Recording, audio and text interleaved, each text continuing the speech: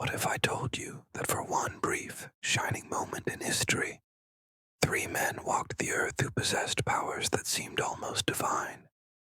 What if I told you that their rivalry nearly destroyed the greatest artistic achievement in human history? What if I told you that hidden within the most famous painting ever created lies a secret so profound it challenges everything we think we know about reality itself? Tonight, you'll witness the moment when Michelangelo, painting the Sistine Chapel, received a vision so terrifying it changed the course of art forever. You'll discover why Leonardo da Vinci's final masterpiece was painted with tears. You'll learn the forbidden technique that Raphael used to capture souls on canvas. And you'll uncover the dark conspiracy that led to the birth of Mannerism, an art movement born from the ashes of perfection itself. This is the story of when humans touched the face of God, and what happened when they discovered they had gone too far. Welcome to the High Renaissance, where beauty became dangerous and perfection became a curse that artists are still trying to break 5 centuries later. Welcome back to art history, piece by piece, where every brushstroke tells a story, and every story changes the world. I'm your guide through time, and tonight we enter the most dangerous period in all of art history. Close your eyes and let me take you to Rome, 1508. The air is thick with marble dust and ambition. Pope Julius II, they call him the Warrior Pope, has just commissioned the impossible. Turn the ceiling of the Sistine Chapel into heaven itself. But here's what the history books won't tell you. The man he chose for this divine task wasn't even a painter. Michelangelo Buonarroti stands in that sacred space, his neck craned back, paint dripping into his eyes, and whispers a prayer that will echo through the centuries. God, if you exist, guide my hand, because what I'm about to create will either glorify you or damn us all. What Michelangelo couldn't have known was that 50 miles away in a small workshop in Florence, Leonardo da Vinci was having the exact same conversation with the divine. And in another corner of Italy, a young man named Raphael was discovering that he could paint things that hadn't happened yet, things that wouldn't happen for hundreds of years. This is the story of the High Renaissance, the 25 years when humanity reached so high toward perfection that they accidentally grabbed hold of something that was never meant for mortal hands. And when they finally let go, the world of art would never be the same. Let me tell you a secret that art historians whisper about but rarely speak aloud. The High Renaissance wasn't an accident. It was a conspiracy, but not the kind you might think. Picture this. It's 1495, and something is stirring in the Italian peninsula. Not just artistic inspiration, but something deeper, more mysterious. In Milan, Leonardo da Vinci is dissecting corpses by candlelight, mapping the human soul with scientific precision. In Florence, Michelangelo is smashing ancient Roman statues to understand how gods are made from stone. And somewhere between these two titans, a young Raphael is learning that art isn't just about creating beauty. It's about channeling forces that exist beyond the physical world. But here's what makes this conspiracy so beautiful, so terrifying. None of them planned it. They were drawn together by invisible threads, each playing their part in a symphony they couldn't hear in its entirety. Leonardo, the eternal student of mysteries, had spent decades trying to crack the code of existence itself. His notebooks, filled with mirror writing and impossible machines, read like the journal of a time traveler. He had discovered that painting wasn't just about representing reality. It was about creating new realities. When he painted, he wasn't copying God's work. He was continuing it. In his private journals, Leonardo wrote something that still sends chills down the spines of scholars today. The painter is lord of all types of people and of all things. If the painter wishes to see beauties that charm him, it lies in his power to create them. If he wants to see monstrous things that are frightening, ridiculous, or truly pitiable, he is Lord and Creator of them, Lord and Creator. Do you understand what he was claiming? Leonardo da Vinci believed that artists had become equal partners with the divine in the act of creation itself. Meanwhile, in Florence, Michelangelo was having his own revelation, but his came not through study, but through suffering. Every stroke of his chisel against marble was a conversation with God, sometimes a prayer, sometimes an argument, sometimes a demand. He would later write to his friend Vittoria Colonna, "I live and love in God's peculiar light." But what he didn't tell her was that this light sometimes felt more like fire, burning away everything human in him until only the divine remained. The proof of this divine fire lies in his sculpture of David, completed in 1504. But here's what they don't tell you in art school. Michelangelo didn't just carve David from a block of marble. He carved him from a block that had been abandoned by two previous sculptors who claimed the stone was cursed or impossible to work with. The marble had sat in Florence's cathedral courtyard for 40 years, gathering moss and ridicule. Other artists called it the giant, not because of its size, but because it seemed to resist every attempt to give it life, until Michelangelo laid his hands on it and whispered the words his father had taught him as a child. Every block of stone has a statue inside it, and it is the task of the sculptor to discover it. But when Michelangelo touched that abandoned marble, something extraordinary happened. Witnesses reported that they could swear they heard breathing, not from the sculptor, but from the stone itself, as if it had been waiting 40 years for the right hands to set it free. 3 years of work, 3 years of 12-hour days, of bleeding knuckles and marble dust in his lungs. And when the final veil was pulled away, the city of Florence fell silent, not in disappointment, but in terror, because what Michelangelo had created wasn't just a statue of David.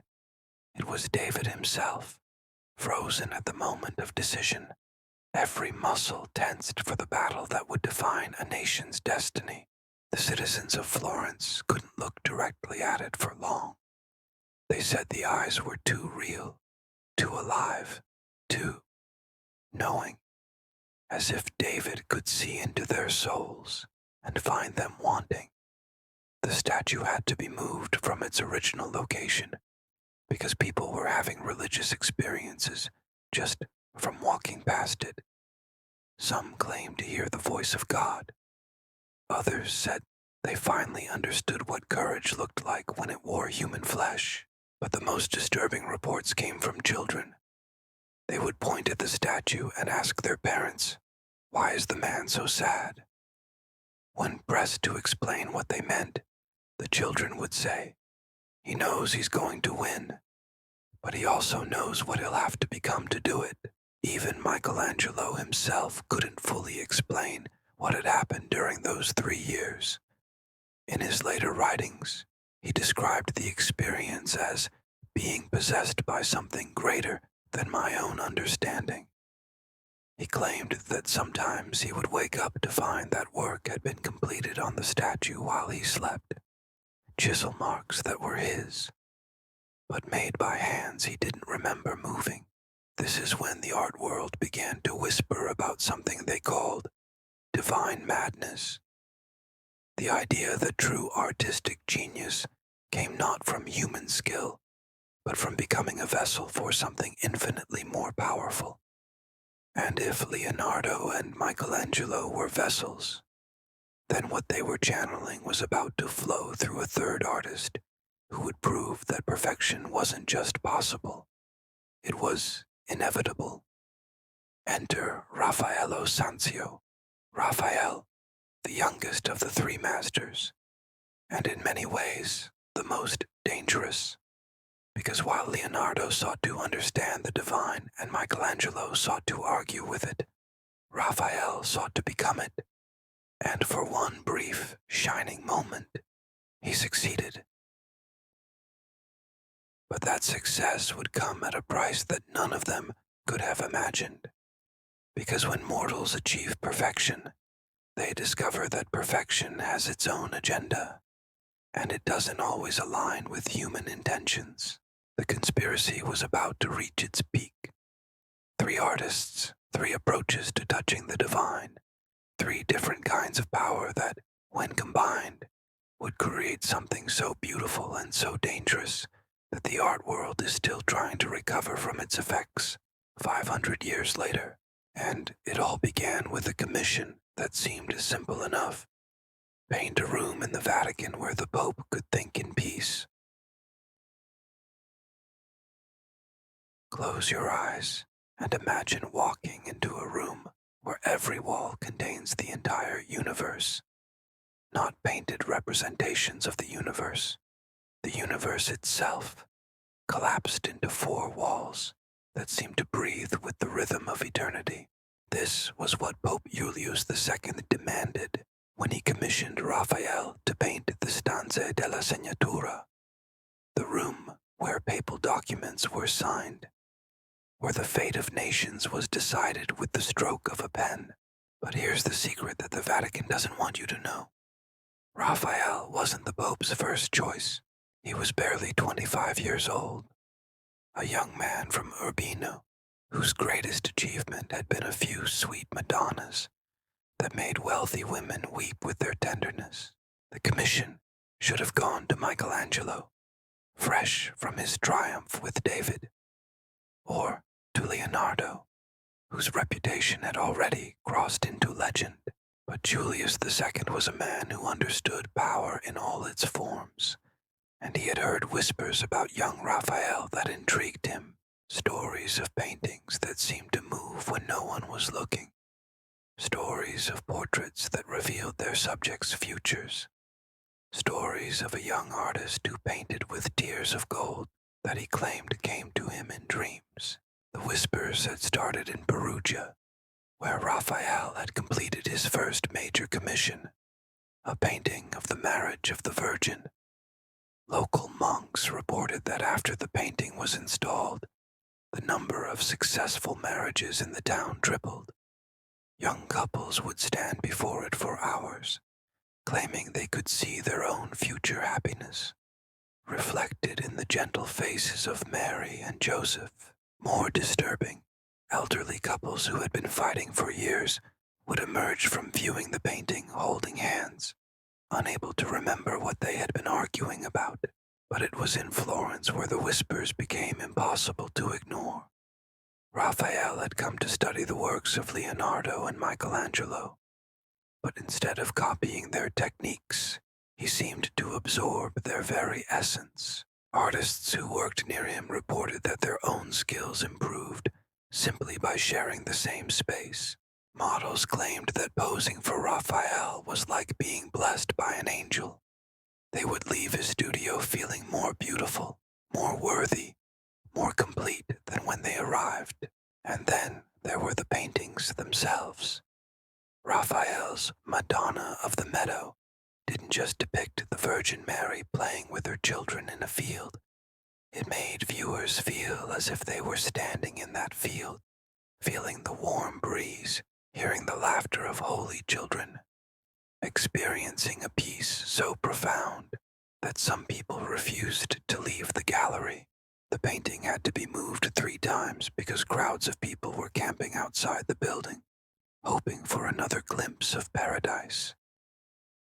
Pope Julius II was a practical man, but he was also a man who understood that the Vatican needed more than just political power. It needed spiritual power that could be felt, seen, experienced by anyone who walked through its halls. And if the rumors about Raphael were true, he might be exactly what the church needed to remind the world why Rome was the center of Christianity. But when Julius II summoned Raphael to Rome in 1508, he gave him an impossible task. Paint me the history of human knowledge. Paint me theology and philosophy, poetry and justice. Paint me everything that matters in the history of human thought, and make it beautiful enough that emperors will weep when they see it. Raphael stood in that empty room, 4 walls, 40 feet long, 30 feet high, and realized that the Pope wasn't asking him to create art. He was asking him to create reality itself. The pressure should have crushed him. Instead, it liberated him. What happened next has been debated by scholars for 5 centuries, but the evidence is undeniable. Raphael didn't plan the stanza della Segnatura. He channeled it. Witnesses reported that he would stand in the center of the room for hours, not moving, barely breathing, as if listening to voices only he could hear. Then, suddenly, he would begin to paint, not sketches or studies, but the final work itself, as if he were copying something that already existed in another dimension.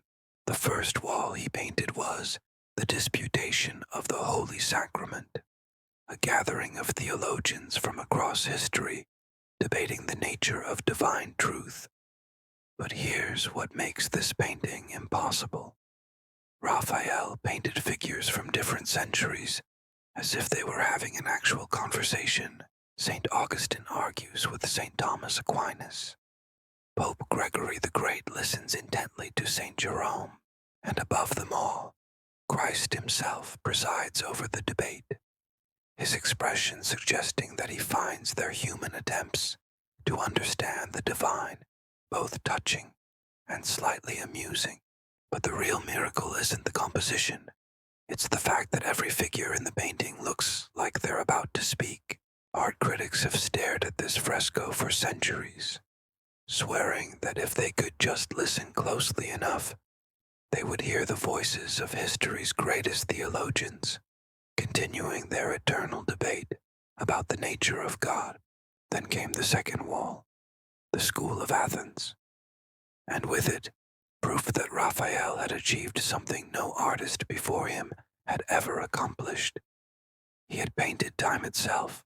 In this fresco, every great philosopher in history gathers under one magnificent arch to debate the nature of truth and reality. But Raphael didn't just paint them as historical figures. He painted them as they would be if they could all exist in the same moment, each one contributing their unique perspective to humanity's greatest conversation. At the center, Plato points toward heaven while Aristotle gestures toward earth, representing the eternal tension between idealism and realism. Around them, dozens of other philosophers pursue their own lines of inquiry. Pythagoras works out mathematical equations. Diogenes lounges with cynical indifference. Heraclitus broods over the nature of change. Euclid demonstrates geometry to eager students. But here's the detail that proves Raphael was working with divine inspiration. Every single figure in the painting is painted in perfect perspective from every angle.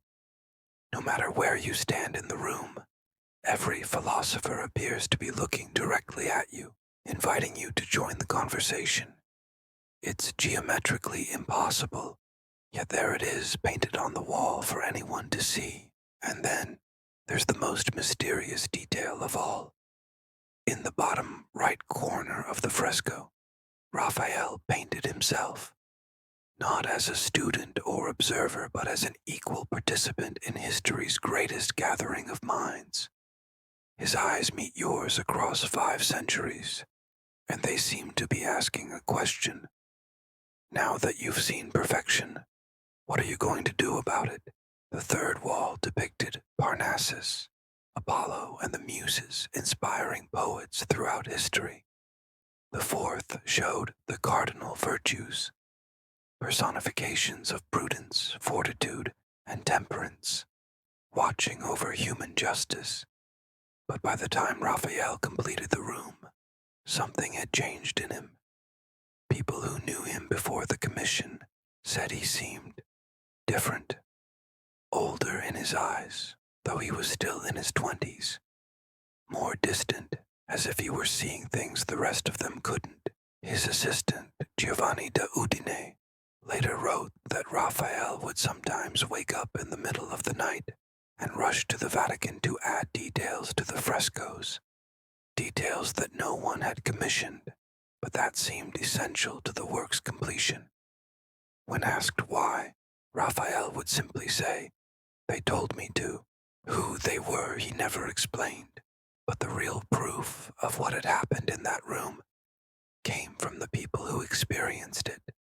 Cardinals reported having religious visions after spending time there. Visiting dignitaries claimed they could feel the presence of history itself in that space. And scholars noted that anyone who spent extended time studying the frescoes seemed to develop insights into their own fields of study that they couldn't explain. The room had become more than decorated space. It had become a portal to human knowledge itself.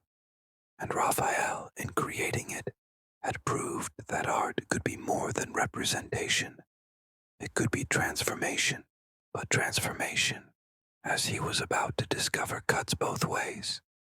Creating perfection had changed him, and the change was just beginning.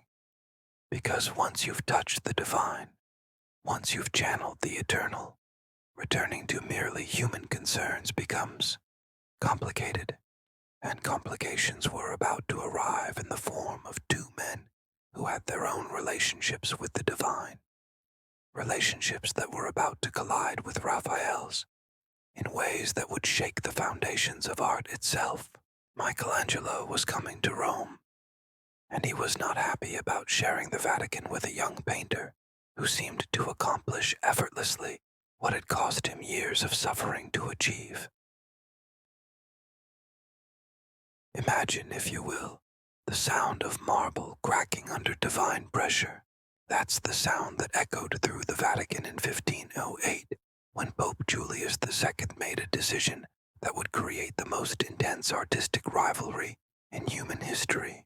Having commissioned Raphael to transform the papal apartments into windows to eternity, the Pope decided the Sistine Chapel needed similar treatment, and for this even more impossible task, he chose the one man in Italy who was famous for claiming he could argue with God himself, Michelangelo Buonarroti.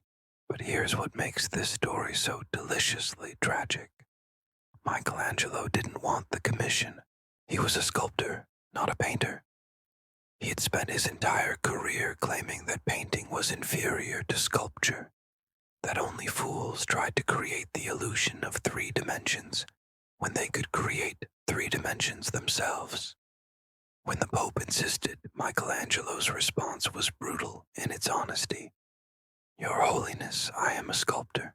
You're asking me to paint the ceiling of God's house when I've never painted anything more complex than a portrait. This commission will either kill me or make me famous forever, and frankly, I'm not sure which outcome terrifies me more." Julius II, who hadn't conquered half of Italy by accepting excuses, simply replied, "Then I suggest you learn quickly, because refusing a papal commission isn't really an option, and neither is failure." What happened next is one of the most documented and yet most mysterious periods in art history.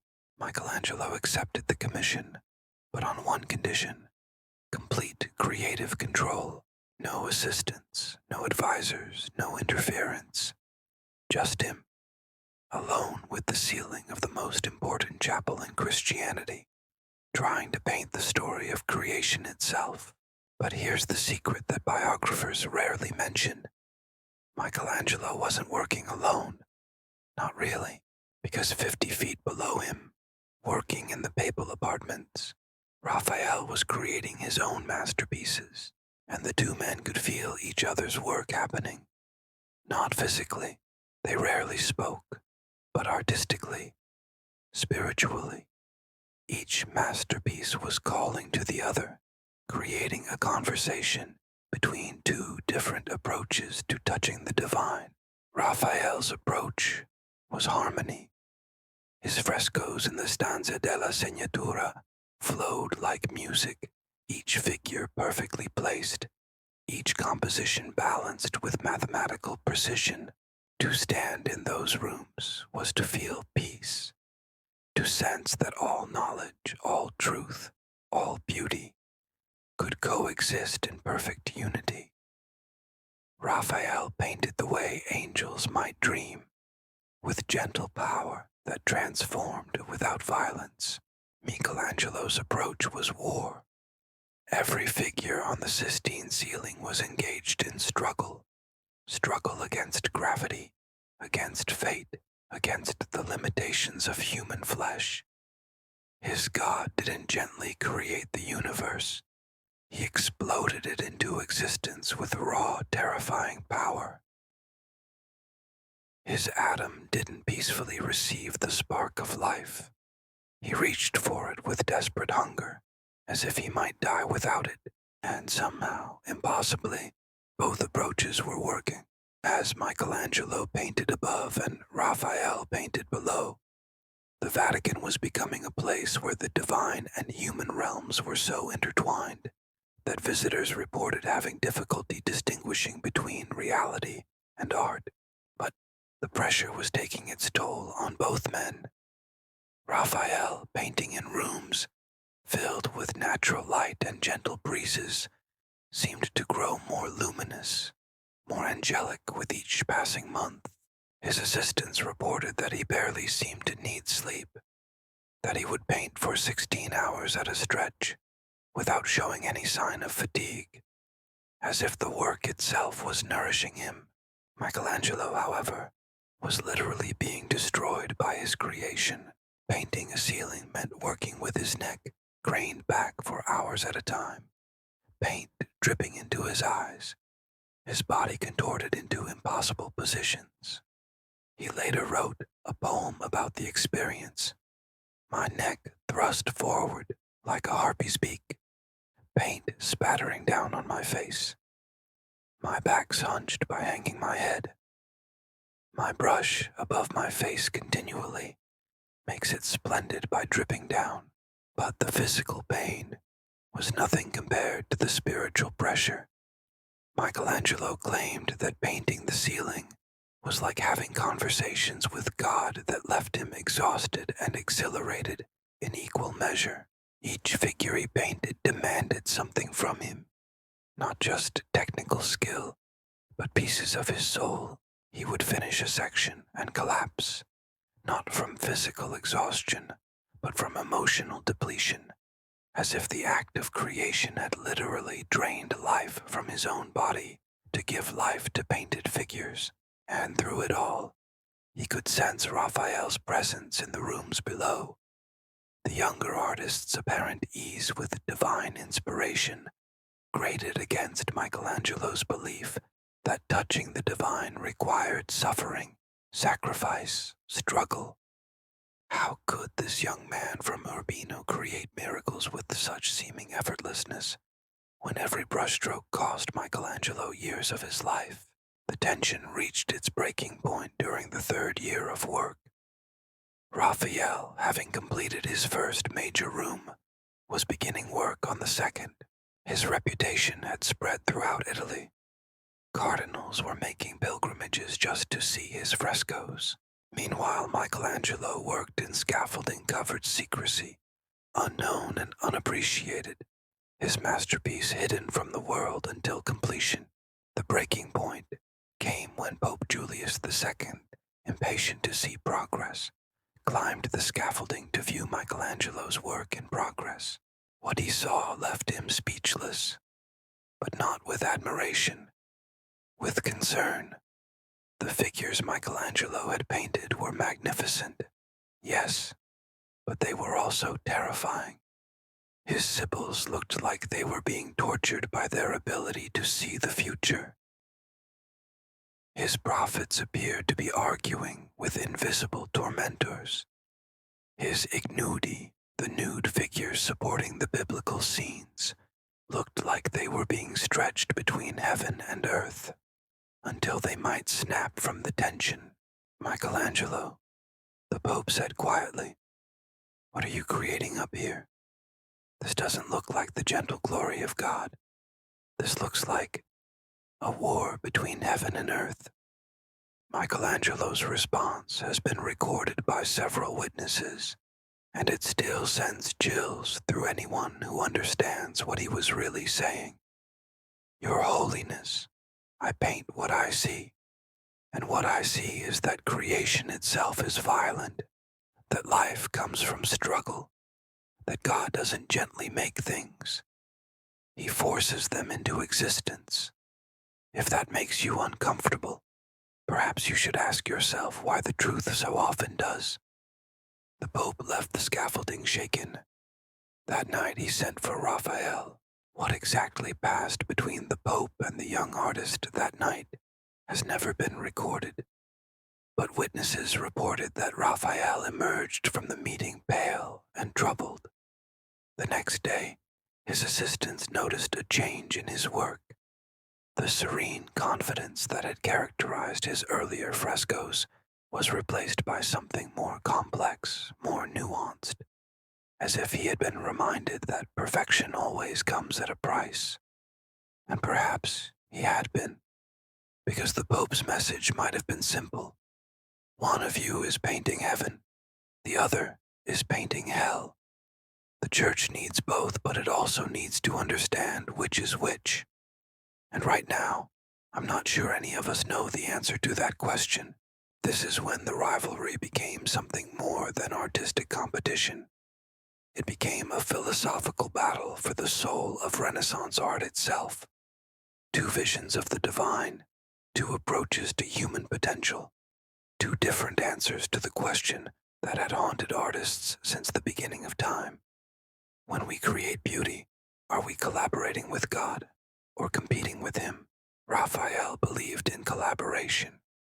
His art suggested that human creativity was part of divine design, that beauty was a gift freely given to those who could receive it with pure hearts and open minds. Michelangelo believed in competition. His art suggested that creation was a battlefield where human will wrestled with divine power, where every masterpiece was won through struggle, where beauty was not given but seized from the very hands of eternity. Both men were right, both men were wrong, and both men were about to discover that when you've reached the heights of artistic achievement, the only direction left is down. But before the fall, there would be one more moment of impossible beauty, one more collaboration between the divine and human realms, one more proof that sometimes, just sometimes, mortals can touch the face of God and live to tell about it. That moment was about to walk into their lives in the form of a third artist whose approach to the divine would make both Raphael's harmony and Michelangelo's struggle seem like mere preparation for something far more dangerous, the pursuit of perfect beauty at the cost of perfect truth. His name was Leonardo da Vinci, and he was about to show them what happens when an artist decides that creating new realities is more important than representing existing ones. Close your eyes and imagine a workshop where the impossible has become routine. Tables covered with anatomical drawings that seem to breathe. Mechanical inventions that won't be understood for another 400 years. And in the center of it all, a man with eyes like a hawk and hands like a magician, painting pictures that seem to know things they shouldn't know. This was Leonardo da Vinci's workshop in Rome, 1513. At 61, He was the oldest of the three masters, and by far the most dangerous. While Michelangelo argued with God and Raphael collaborated with angels, Leonardo had decided to become something else entirely, a creator of worlds that existed only on canvas, but felt more real than the one outside his window. Leonardo had come to Rome not as a competitor to Michelangelo and Raphael, but as something far more unsettling, their judge.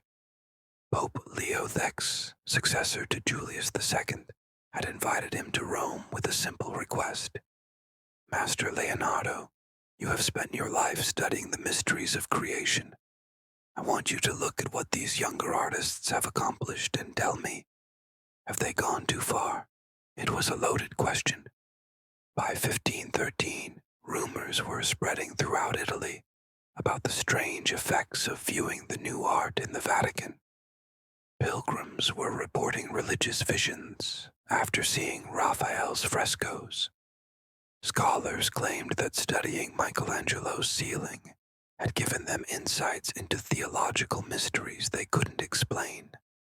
Some church officials were beginning to worry that the art was becoming more powerful than the religion it was supposed to serve, and if anyone could judge whether artistic power had crossed into dangerous territory, it was Leonardo da Vinci, the man who had spent decades trying to crack the very codes of existence itself.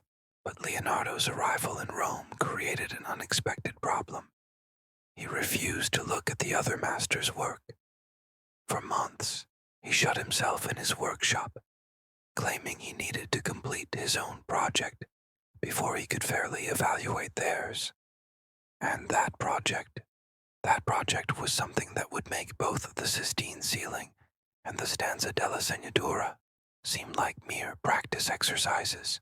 Leonardo was painting the Mona Lisa. Now, I know what you're thinking. The Mona Lisa, that small portrait of a merchant's wife. How could that possibly compete with the vast biblical epics that Michelangelo and Raphael had created? But here's what the history books don't tell you. The Mona Lisa that Leonardo was working on in Rome was not the painting that hangs in the Louvre today. It was something far more ambitious, far more dangerous, and far more successful at bridging the gap between human and divine reality. The woman in Leonardo's workshop was not Lisa Gherardini, wife of Francesco del Giocondo.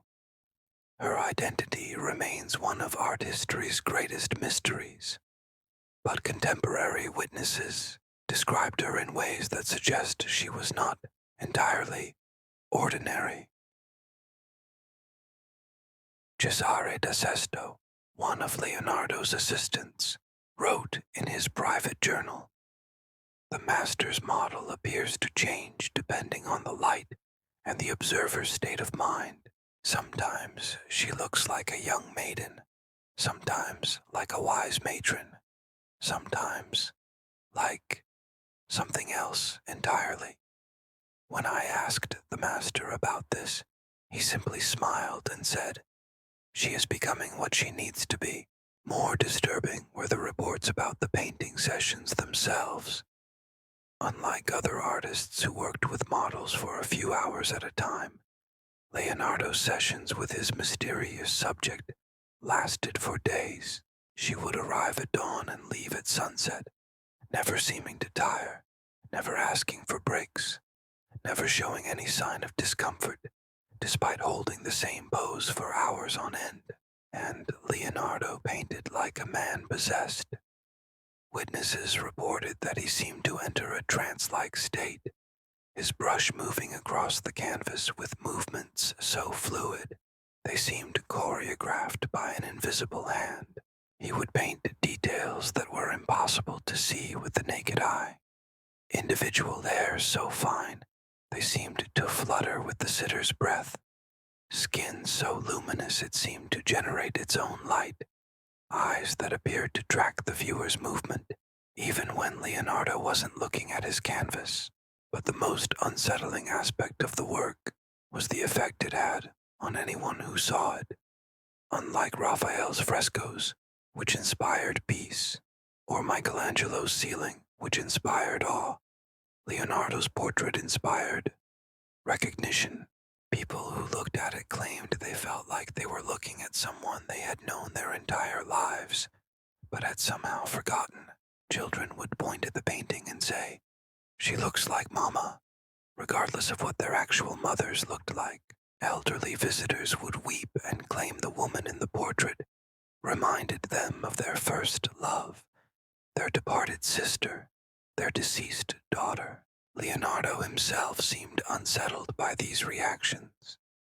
In his notebooks, he wrote, "I set out to paint a portrait of a specific woman, but the more I paint, the more I realize I am painting the portrait of woman herself, not as she appears to the eye, but as she exists in the deepest memory of every human soul. I fear I may have stumbled upon something that was meant to remain hidden." This is when Leonardo's true genius revealed itself. He wasn't just painting what he saw. He was painting what his viewers needed to see, somehow, through a combination of technique and intuition that he couldn't fully explain. He had created a painting that served as a mirror for the viewer's deepest emotional truths. The woman in the portrait became whoever the viewer most needed her to be. But creating this kind of psychological magic required more than just artistic skill. It required Leonardo to tap into forces that existed beyond the physical world. And the deeper he dove into these forces, the more he realized that Michelangelo and Raphael had been dealing with the same mysterious powers. They just hadn't recognized them for what they were. This is when Leonardo finally agreed to view the other master's work. What he saw changed his understanding of what the three of them had been unconsciously accomplishing. Standing in Raphael's Stanza della Segnatura, Leonardo understood immediately what the young artist had achieved. "He has painted the ideal," Leonardo whispered to his assistant. "These figures represent not what these philosophers and theologians actually looked like, but what they should have looked like. He has painted the Platonic forms of wisdom, justice, poetry, and theology. He has made the invisible visible." Moving to the Sistine Chapel, Leonardo spent 3 hours lying on his back, studying Michelangelo's ceiling. When he finally stood, his assistant reported that there were tears in the old master's eyes. "He has painted the struggle," Leonardo said quietly. "Not the peaceful creation described in Genesis, but the violent, magnificent, terrible process by which consciousness emerges from chaos. He has painted the birth of the human soul." And then Leonardo understood what he himself had accomplished with his portrait. "I have painted the mystery," he murmured, "the eternal question that exists in the space between the ideal and the struggle, the question of who we really are when no one else is looking. 3 artists, 3 approaches to the divine, 3 different windows into the fundamental mysteries of human existence. Individually, each work was a masterpiece. Together, they created something that had never existed before in human history, a complete visual philosophy of what it means to be human in relationship to the divine." But Leonardo, with his scientist's mind and his magician's intuition, also recognized something that would haunt him for the rest of his life. They had succeeded too well. They had created art so powerful, so psychologically penetrating, so spiritually transformative that it was beginning to change the people who viewed it. And change, as Leonardo knew better than anyone, is the most dangerous force in the universe. In his final notebook entry about his time in Rome, Leonardo wrote, "We 3 have accomplished something remarkable. We have proven that human creativity can touch the divine. But in doing so, we may have also proven that the divine is not always interested in being touched. I fear we have opened doorways that we may not be able to close. I fear we have begun something that our successors will spend centuries trying to finish or trying to undo. Leonardo's fears would prove prophetic, because the success of the high Renaissance masters created a problem that nobody had anticipated. How do you follow perfection?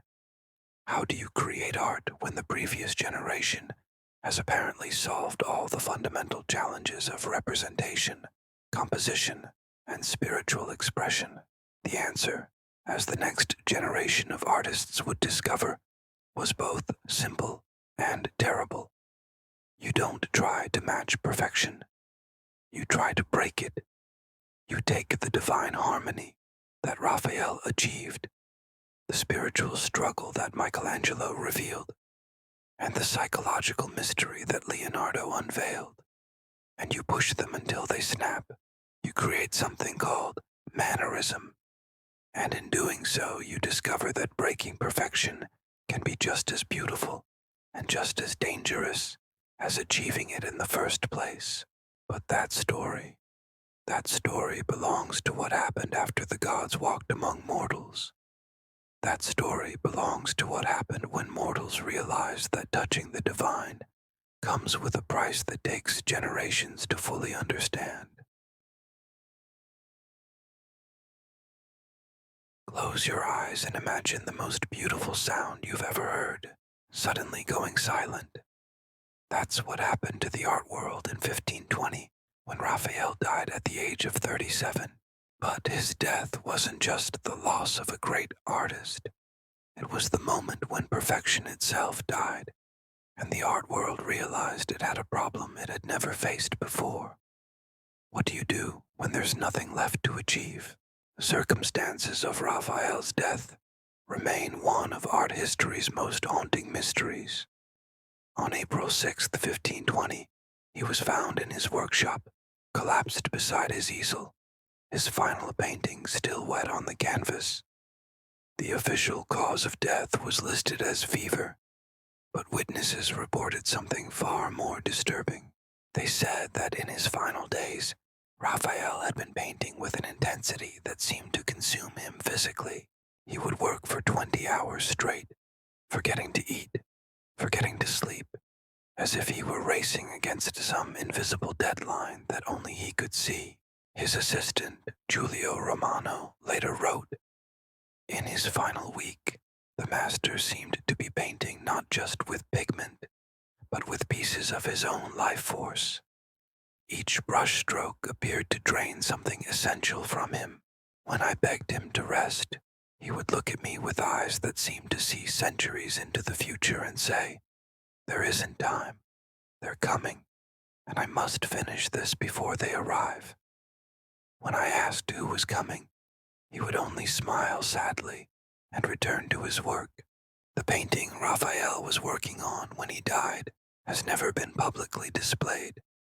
Officially, it doesn't exist, but art historians whisper about a work called The Transfiguration Complete, a version of his famous Transfiguration that supposedly showed not just Christ's transformation on Mount Tabor, but the moment when human consciousness itself transcends physical reality. Witnesses who claimed to have seen it said it was so luminous, so spiritually intense, that looking at it directly was like staring into the sun. They said it made his other masterpieces look like mere sketches by comparison. But here's the detail that makes Raphael's death truly mysterious. He died exactly 7 years to the day after Michelangelo completed the Sistine Chapel ceiling, and Leonardo da Vinci would die exactly 1 year later, in 1521, as if some cosmic timer had determined that the age of divine art had run its course and was calling its practitioners home. The impact of these deaths on the art world was immediate and devastating. Students and followers of the three masters found themselves in an impossible position. How do you continue a tradition that has apparently reached its ultimate expression? How do you paint after perfection has already been achieved? Some tried to simply copy the master's techniques, but copying perfection, they discovered, only highlighted how far short they fell. Others tried to combine elements from all three masters: Raphael's harmony, Michelangelo's power, Leonardo's mystery. But mixing perfection, they found, created not super perfection, but chaos. And then a third group emerged, artists who made a decision that would reshape the entire course of Western art.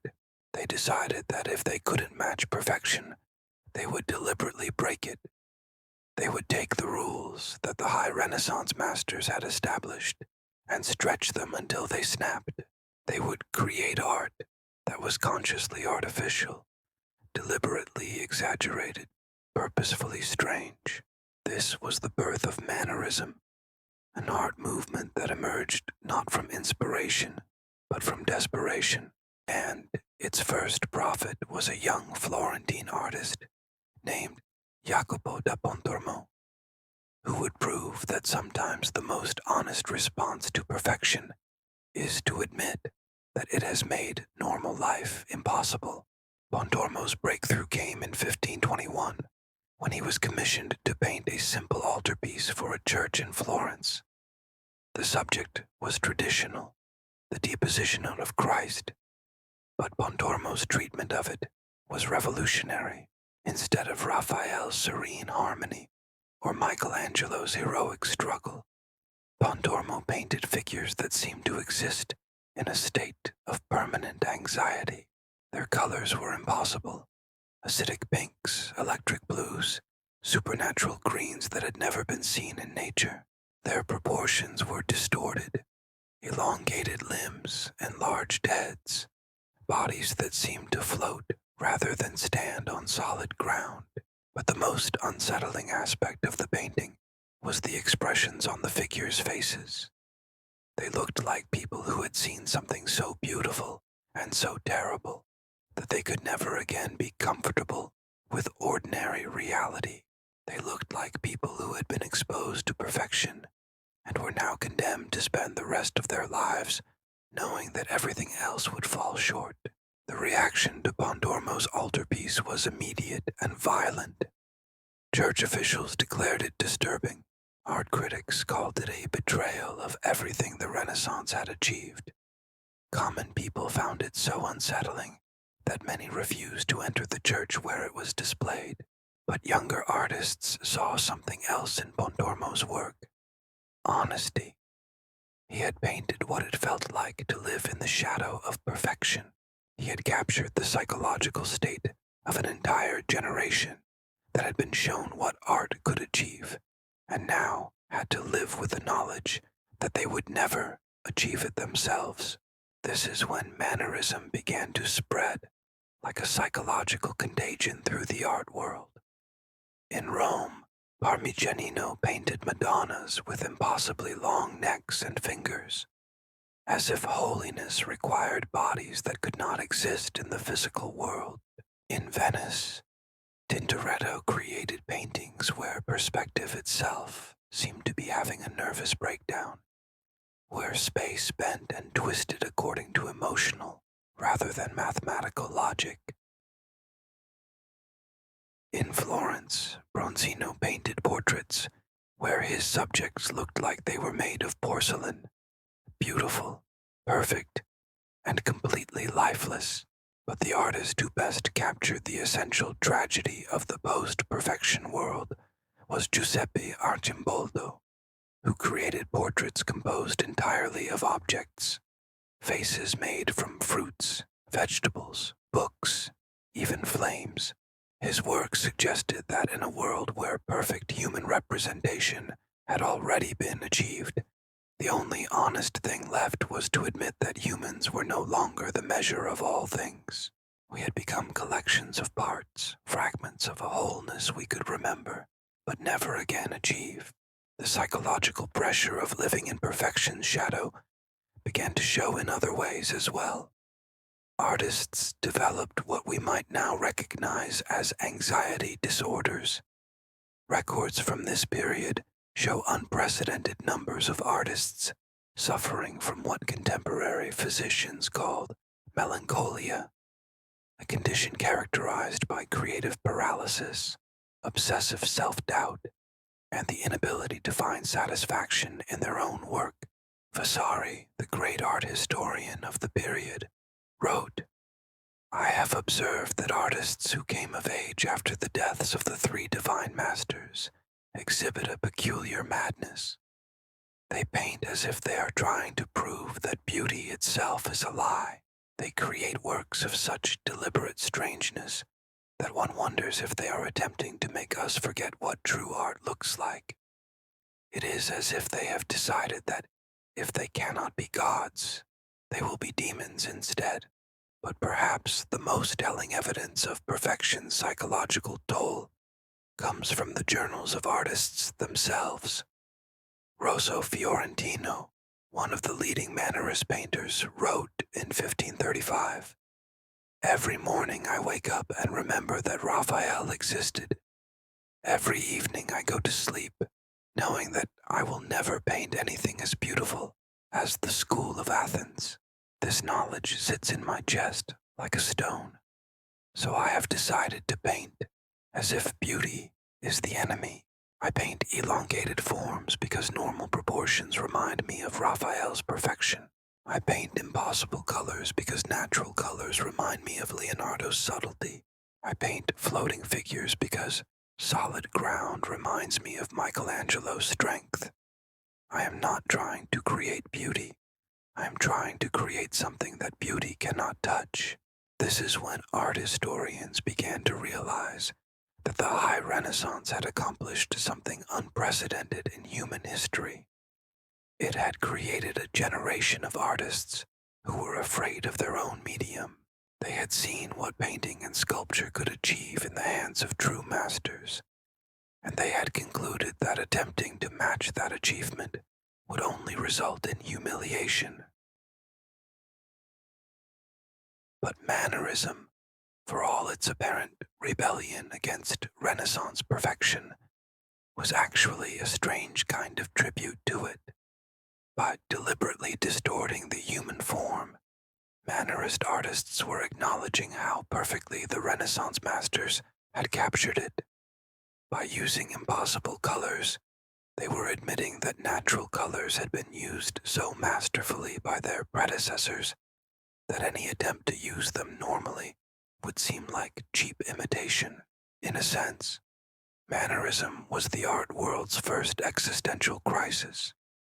It was the moment when artists realized that perfection, once achieved, becomes a prison for everyone who comes after. It was the moment when the art world learned that there are some heights of achievement that are so dizzying that reaching them means you can never safely descend. And yet, paradoxically, this crisis produced its own kind of beauty. Mannerist paintings, for all their deliberate strangeness, possess a haunting power that comes from their absolute honesty about the human condition in the aftermath of transcendence.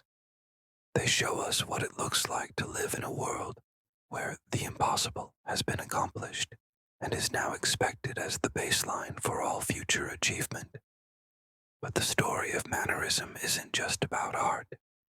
It's about what happens to any human endeavor when it achieves something so perfect that it changes the rules of what perfection means. It's about the price of touching the divine and then having to return to merely human concerns. And that price, as the next generation of artists would discover, was higher than anyone had imagined. Because once you've seen what Leonardo, Michelangelo, and Raphael accomplished, once you've witnessed the moment when human creativity touched the face of God itself, everything else becomes a form of mourning for what can never be achieved again. But mourning, as we're about to discover, can be its own form of art. And sometimes the most beautiful things are created not in celebration of what we can achieve, but in recognition of what we have lost.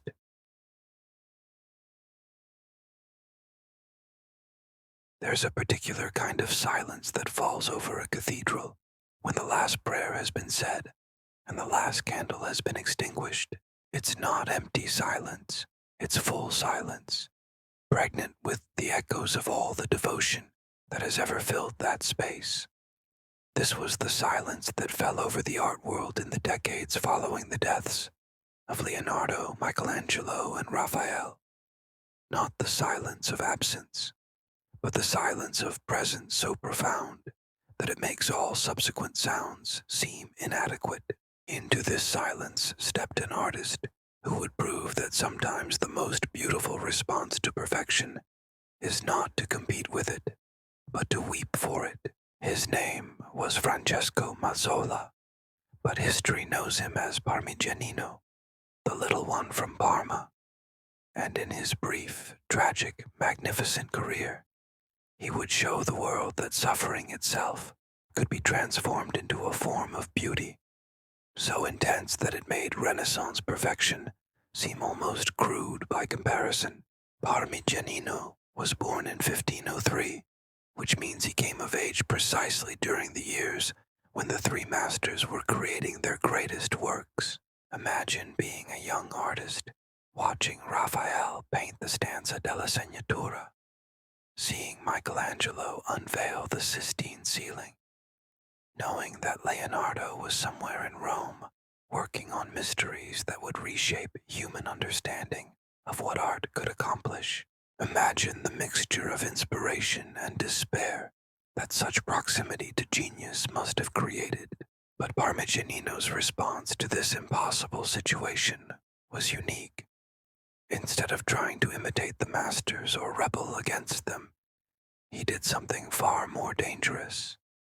He fell in love with them. And like all great love affairs, this one would ultimately destroy him. The first sign of Parmigianino's dangerous devotion to perfection appeared in 1524 when he painted what art historians now consider one of the strangest masterpieces in Western art, Madonna with the long neck. At first glance it seems like a simple devotional painting. The Virgin Mary holding the infant Christ, surrounded by angels.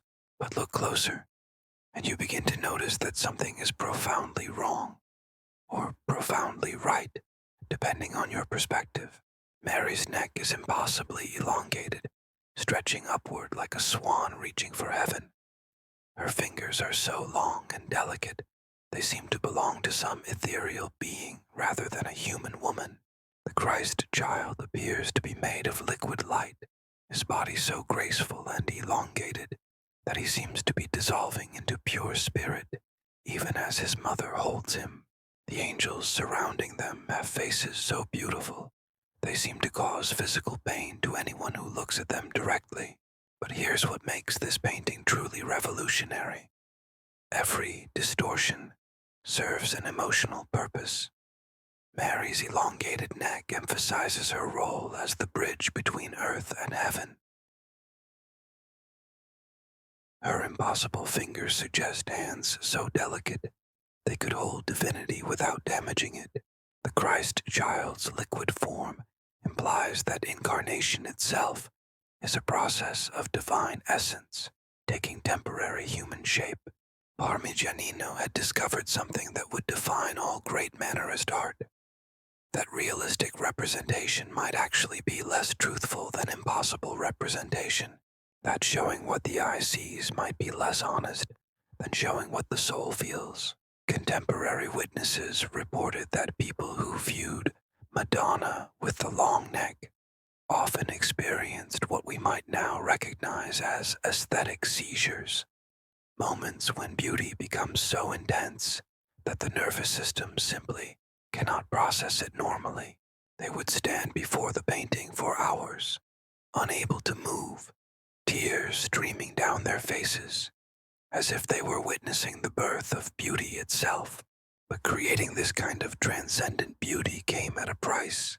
Parmigianino became obsessed with achieving effects that pushed beyond the limits of what paint and canvas could normally accomplish.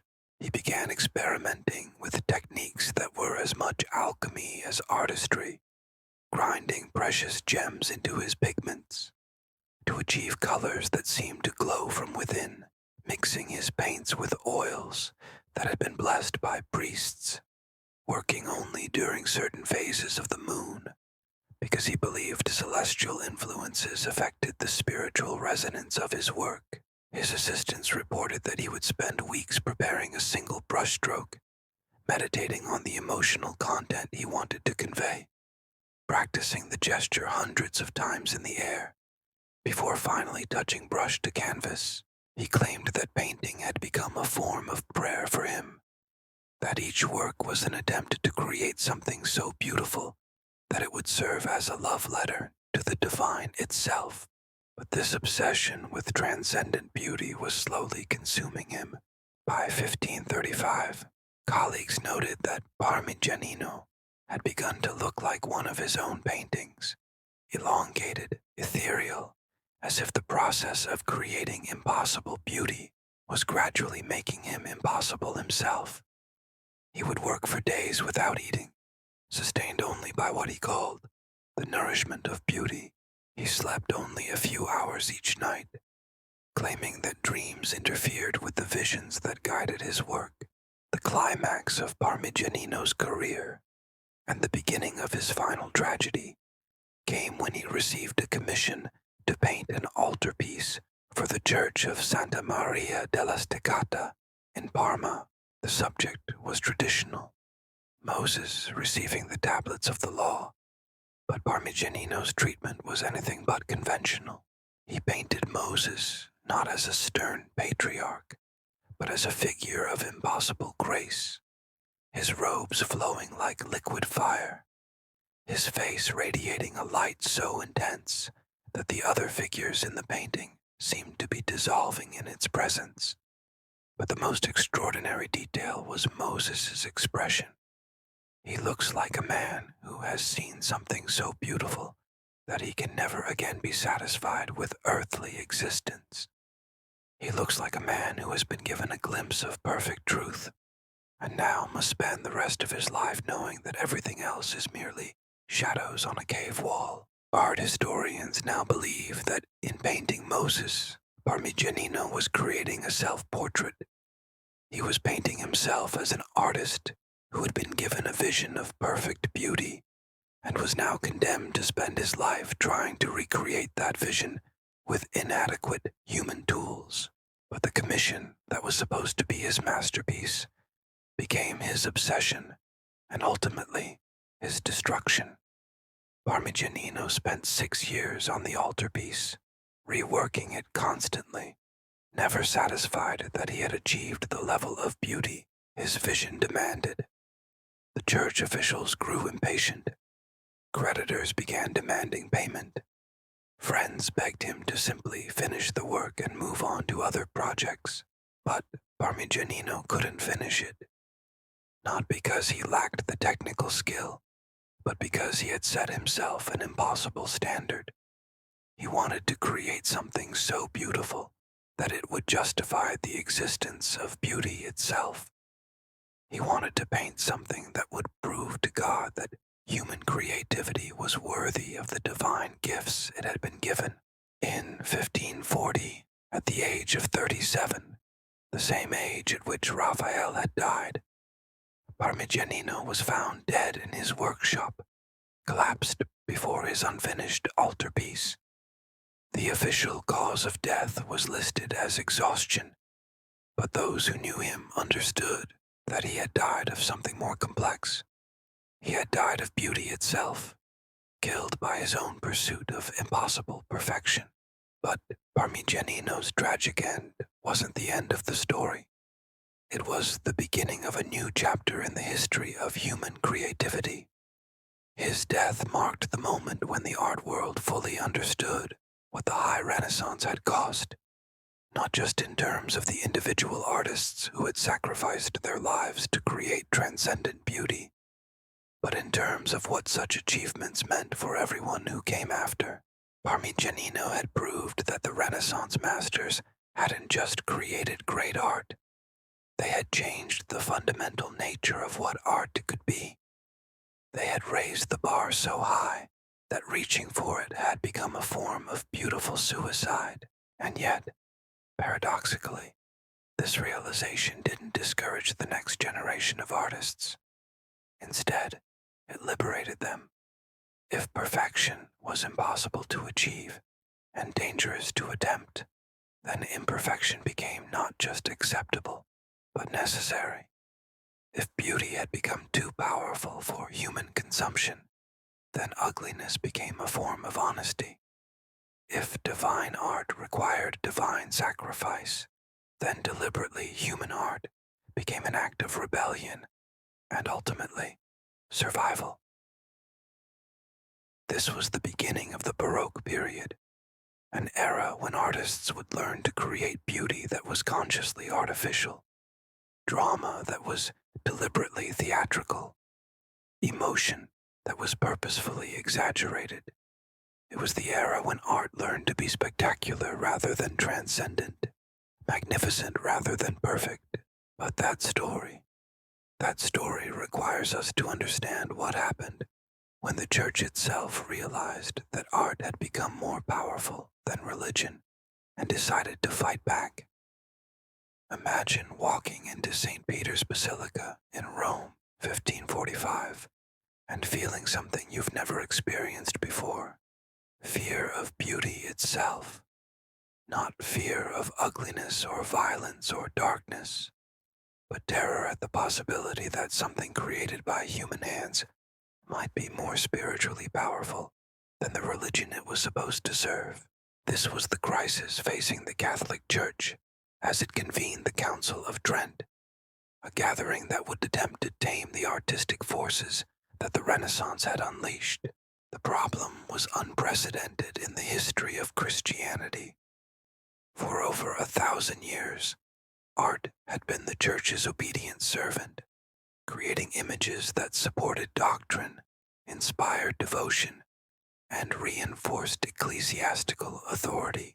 But the High Renaissance had changed that relationship forever. Michelangelo's Sistine ceiling was drawing more pilgrims than the tomb of St. Peter himself. Raphael's frescoes were inspiring mystical experiences that had nothing to do with official Catholic theology. Leonardo's works were being studied like religious texts, as if they contained secrets that Scripture had somehow missed.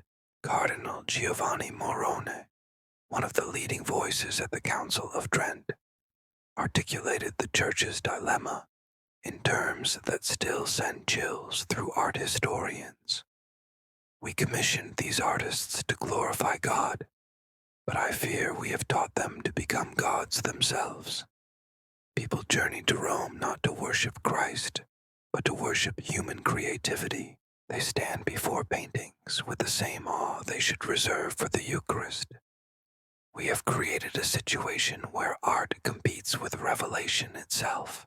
But the cardinal's concerns went deeper than simple jealousy.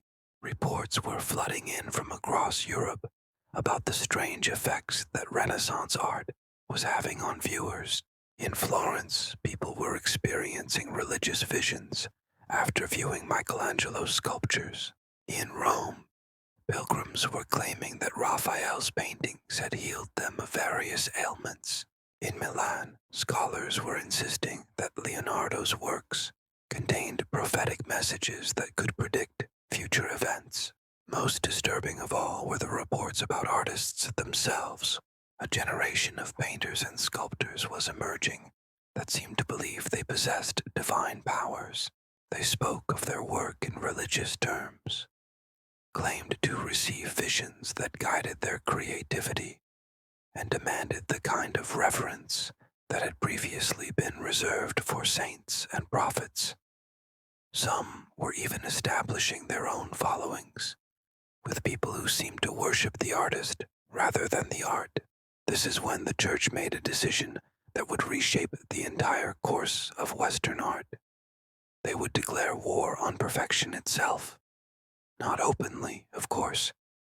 Officially, the Council of Trent simply established guidelines for religious art.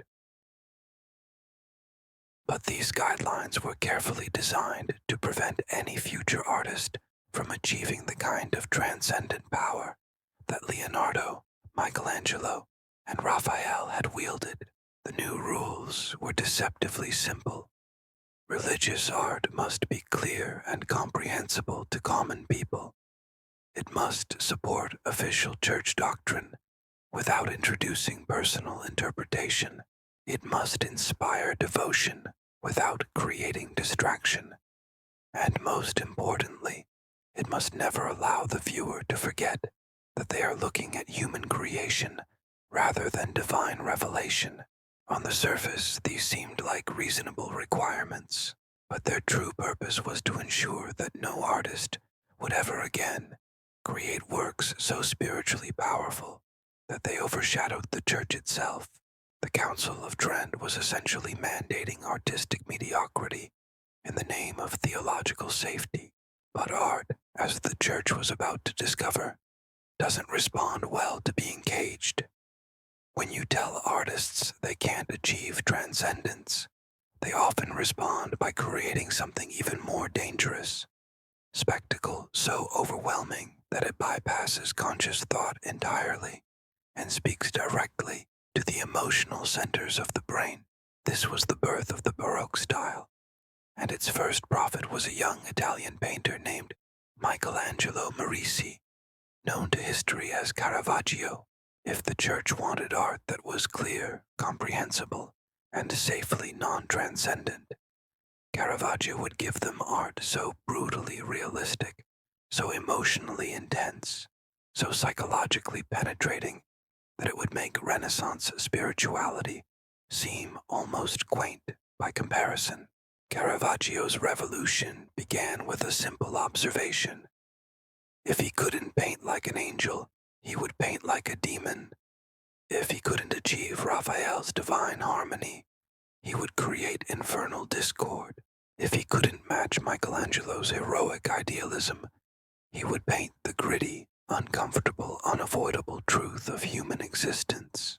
His breakthrough came in 1598 with a painting called Judith Beheading Holofernes. The subject was biblical, the Jewish heroine Judith slaying the Assyrian general who threatened her people, but Caravaggio's treatment was revolutionary. Instead of showing the aftermath of the deed, as previous artists had done, he painted the moment of the killing itself. Blood spurts from Holofernes' throat. His face contorts in agony and disbelief. Judith's expression shows not heroic determination, but human revulsion at the violence she's committing.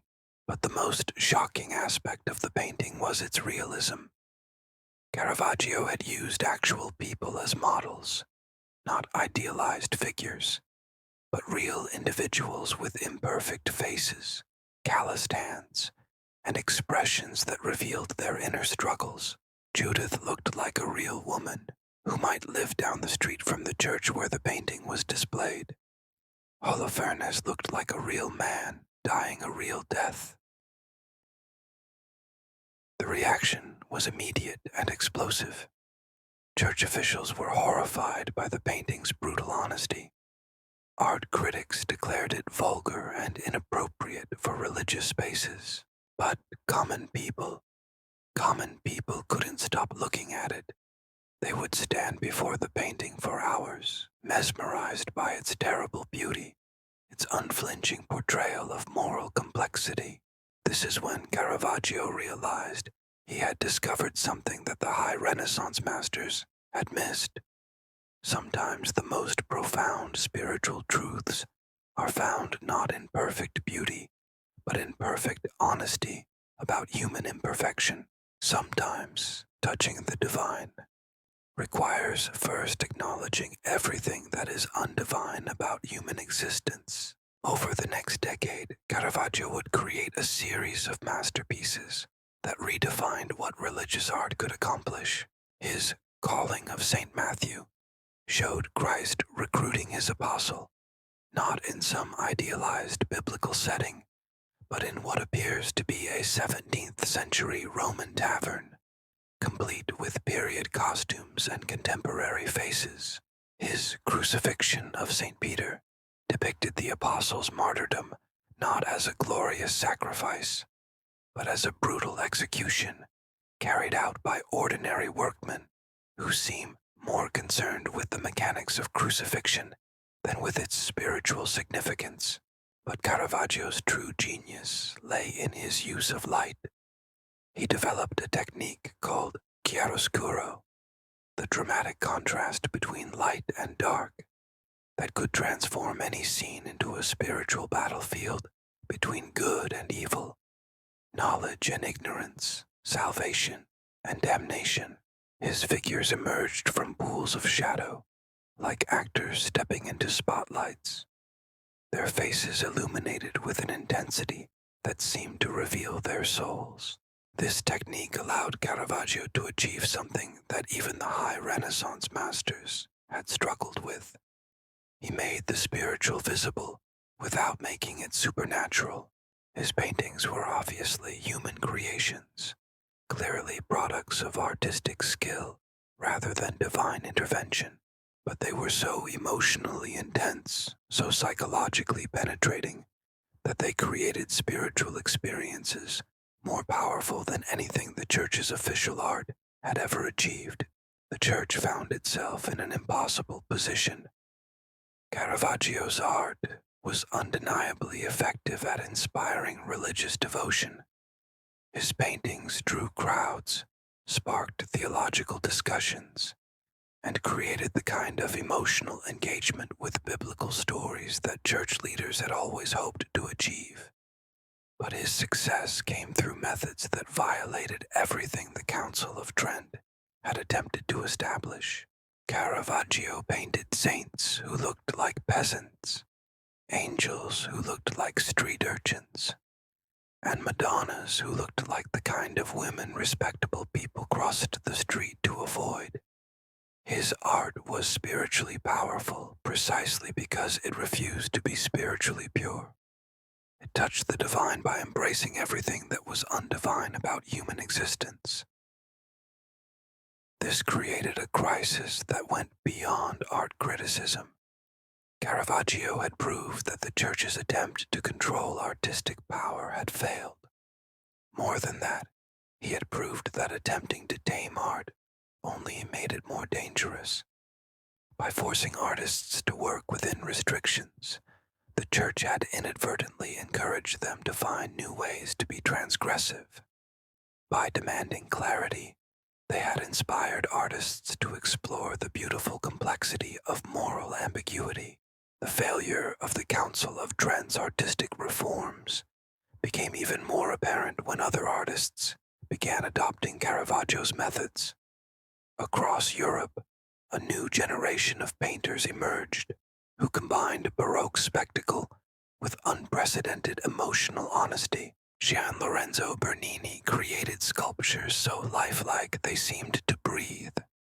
Peter Paul Rubens painted religious ecstasies that looked suspiciously like sexual ecstasies. Rembrandt van Rijn portrayed biblical figures with a psychological depth that made them seem more real than the people sitting in church pews. But perhaps the most telling evidence of the Church's failure came from the reports of people viewing Baroque art. Instead of experiencing the controlled, doctrinally appropriate devotion that church leaders had hoped to inspire, viewers were having intense, personal, often uncontrollable emotional responses.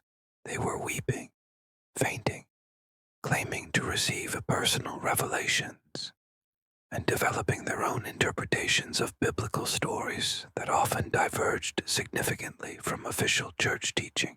Cardinal Federico Borromeo, writing in 1625, captured the Church's growing alarm. These new artists have created something more dangerous than the Renaissance masters ever achieved. The earlier artists made people feel like they were in the presence of gods. These new artists make people feel like they are gods themselves. They create art that doesn't just inspire devotion, it creates devotees. And devotees, as history has shown us, can be more dangerous to established authority than enemies. This is when the church finally understood what they had unleashed. By attempting to control artistic power, they had taught artists to become more powerful. By demanding obedience, they had inspired rebellion. By trying to make art safe, they had made it more dangerous than ever before, and the danger was just beginning. Because the next generation of artists would take Caravaggio's innovations and push them even further, creating art so spectacular, so emotionally overwhelming, so psychologically penetrating, that it would make the Renaissance seem like a gentle prelude to the real revolution in human creativity. That revolution would be called the full Baroque era, and it would prove that when you tell artists they can't touch the divine, they often respond by bringing the divine down to earth and showing it who's really in charge. Close your eyes and imagine walking into a space where reality itself has been redesigned by someone who understands that truth is less important than overwhelming emotional impact. The walls seem to breathe with golden light. Marble figures appear to move with their own internal life. Angels descend from painted clouds that seem to exist in actual space rather than on flat ceilings. Every surface, every shadow, every beam of light has been choreographed to create a single unified effect. The absolute certainty that you have stepped out of the ordinary world and into the realm where miracles are not just possible, but inevitable. This was the Baroque church of the 17th century, and it represented something unprecedented in human history. For the first time, artists had learned to create entire environments designed to overwhelm the senses and bypass rational thought entirely. They had discovered that if they couldn't achieve the transcendent perfection of the High Renaissance, they could create something potentially more powerful. Synthetic transcendence through sheer sensory overload. The architect of this revolution was Gian Lorenzo Bernini, a man who would prove that when individual artworks can no longer achieve divine power, the solution is to turn entire buildings into artworks. Bernini didn't just create sculptures and paintings. He created experiences so intense that the boundary between art and reality began to dissolve. Bernini's breakthrough came in 1647, when Pope Innocent Raggi commissioned him to create a memorial for the Cornaro Chapel in Santa Maria della Vittoria. The subject was the ecstasy of Saint Teresa, the Spanish mystic's description of her encounter with an angel who pierced her heart with a golden spear, creating a spiritual experience so intense it bordered on the erotic. But Bernini's treatment of this subject went far beyond anything previous artists had attempted. He didn't just sculpt Saint Teresa and the angel, he created an entire theatrical environment around them. The sculpture itself shows Teresa in a moment of spiritual sexual climax, her body arched in abandonment, her face expressing a pleasure so intense it approaches agony. The angel above her smiles with the knowing expression of someone who understands exactly what he's doing to her.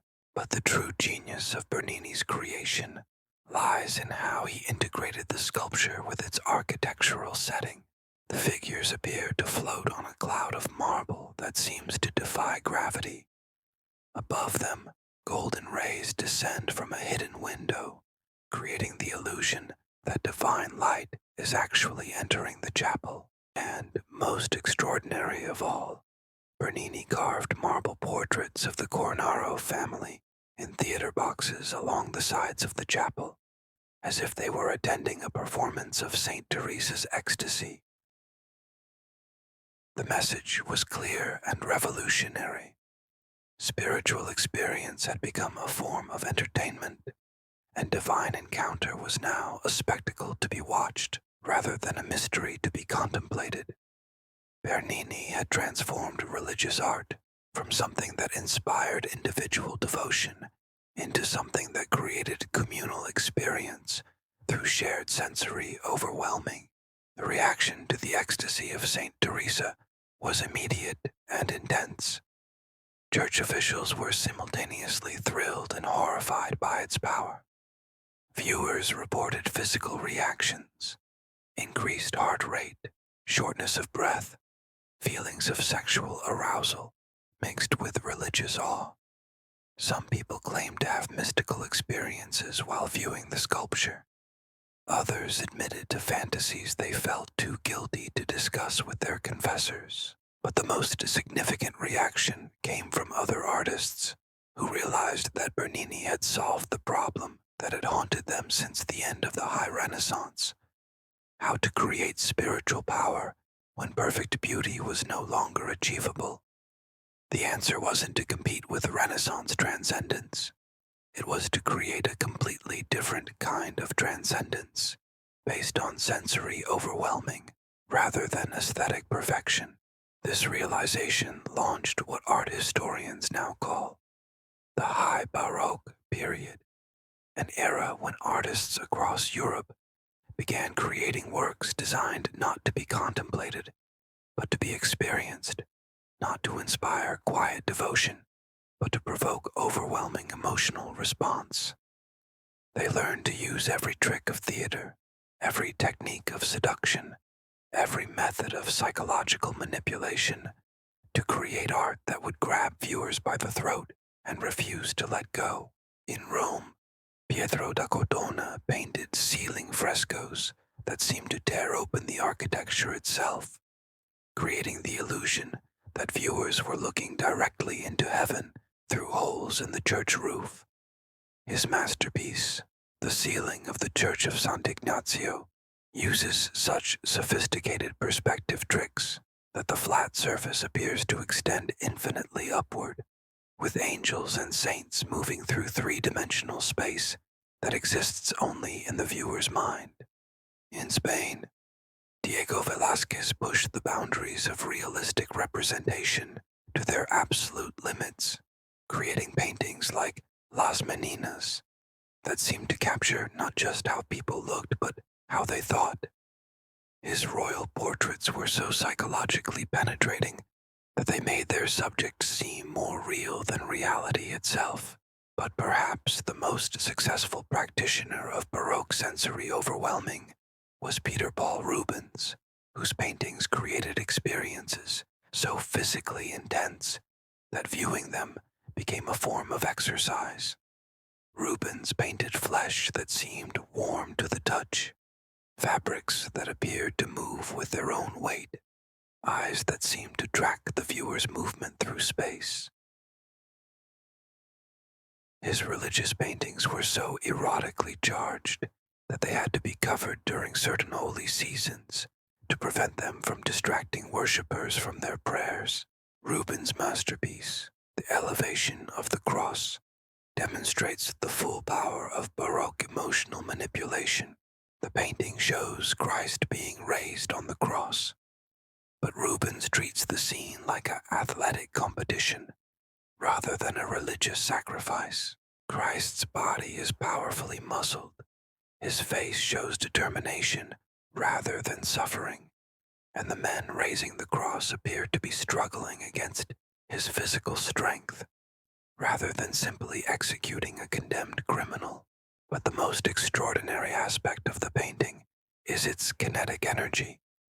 Every figure seems to be in motion, pulling, pushing, straining against invisible forces that extend beyond the frame of the painting. Viewers often report feeling physically exhausted after looking at the work for extended periods, as if they had been participating in the effort to raise the cross themselves. This was the genius of high Baroque art. It discovered that spiritual experience doesn't require spiritual content.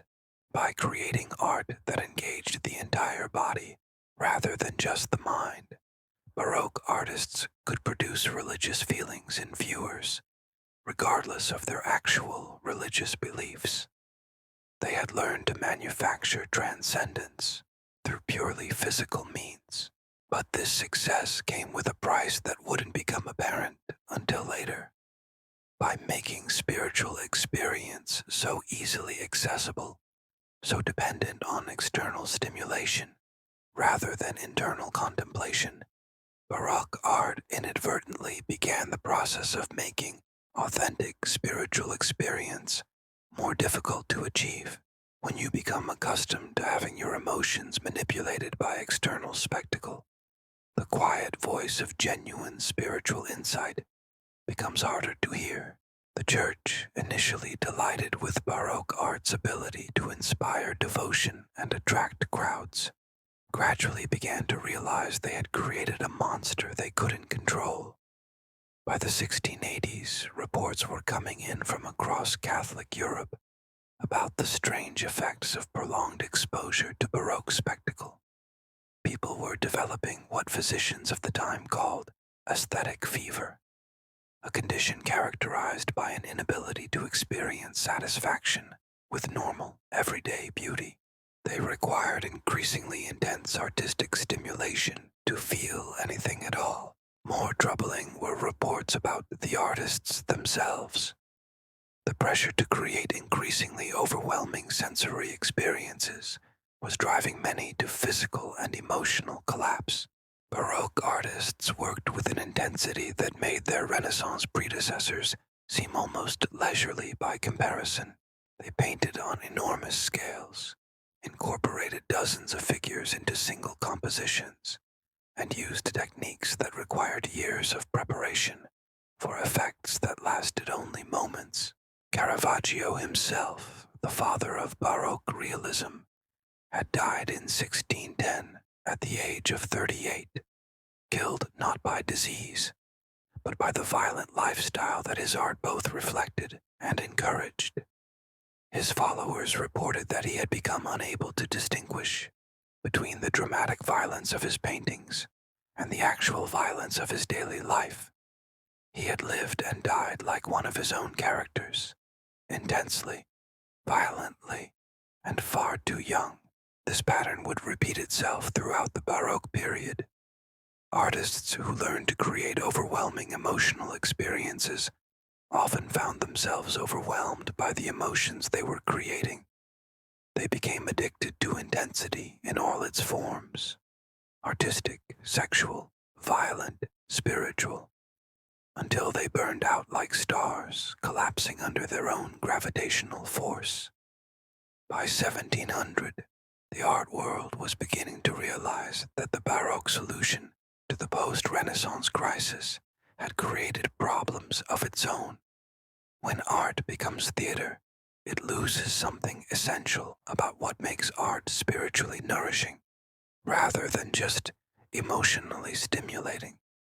When beauty becomes a form of assault on the senses, viewers develop tolerance and require ever-increasing doses to achieve the same effect. But perhaps most importantly, when artists learn to manufacture transcendence through technique, rather than channeling it through genuine spiritual connection, they begin to forget what authentic transcendence feels like. The Baroque masters had created art so spectacular that it made actual spiritual experience seem pale and unsatisfying by comparison. This realization would set the stage for the next great revolution in Western art, a revolution that would abandon both Renaissance perfection and Baroque spectacle in favor of something that seemed almost impossibly radical: simplicity, clarity, and a return to the belief that true beauty doesn't need to shout to be heard. That revolution would be called Rococo, and it would prove that sometimes the most radical response to overwhelming complexity is elegant simplicity. But first, it would also prove that simplicity, when practiced by masters, can be the most seductive and dangerous form of complexity of all. Close your eyes and imagine the softest possible sound, perhaps the whisper of silk against skin, or the gentle breath of a sleeping child, or the barely audible sigh of contentment that escapes when pleasure is so perfect it doesn't need to announce itself. This is the sound of Rococo art being born, not with the thunderous drama of the Baroque, not with the divine wrestling of the Renaissance, but with the quiet confidence of artists who had discovered that the most powerful seductions happen in whispers rather than shouts. The year was 1715, and Louis XIV, the Sun King, had just died after a reign of 72 years that had turned Versailles into the most spectacular palace on earth. But his death marked the end of more than just a monarchy. It marked the end of an entire approach to power, beauty, and human desire. The new king, Louis XV, was only 5 years old, but the culture that emerged during his regency would prove that sometimes the most sophisticated response to overwhelming grandeur is intimate grace. This cultural shift found its perfect artistic expression in the work of Antoine Watteau, a painter whose approach to beauty was so revolutionary that it took the art world decades to understand what he had accomplished. While Baroque artists had tried to overwhelm viewers with spectacle, Watteau discovered something far more subtle and ultimately more powerful. He learned to seduce viewers with beauty so gentle they didn't realize they were being seduced until it was far too late to resist. Watteau's breakthrough came with a painting called The Embarkation for Cythera, created in 1717. At first glance, it appears to be a simple scene of elegant couples preparing to sail to the island of love. But the more you study the painting, the more complex and mysterious it becomes. Are the couples embarking for Cythera or returning from it? Are they at the beginning of their romantic journey or at the end? Are they filled with anticipation or with the melancholy that comes after desire has been fulfilled? Watteau deliberately made these questions unanswerable, creating what art historians now call the ambiguity of desire. His figures exist in a state of perpetual romantic possibility, forever about to experience perfect love, forever having just experienced it, forever suspended in the moment between anticipation and fulfillment, when desire is most exquisitely intense. But the true genius of Watteau's innovation wasn't philosophical, it was psychological. He had discovered that uncertain desire is more powerful than satisfied desire, that the moment just before consummation is more erotically charged than consummation itself. His paintings created a state of perpetual romantic tension that was more addictive than any Baroque spectacle because it promised pleasures that were always just out of reach. This discovery would reshape not just art, but the entire culture of 18th century Europe. Watteau's influence spread from painting to architecture, from fashion to literature, from music to the subtle arts of conversation and seduction. The Rococo style that emerged from his innovations represented something unprecedented in Western culture, an entire aesthetic system based on the principle that the most sophisticated pleasures are the most subtle ones. In the hands of François Boucher, Watteau's innovations evolved into something even more seductive and dangerous. Boucher learned to paint flesh that seemed more desirable than actual flesh, eyes that were more alluring than real eyes, smiles that promised satisfactions that no human relationship could actually provide.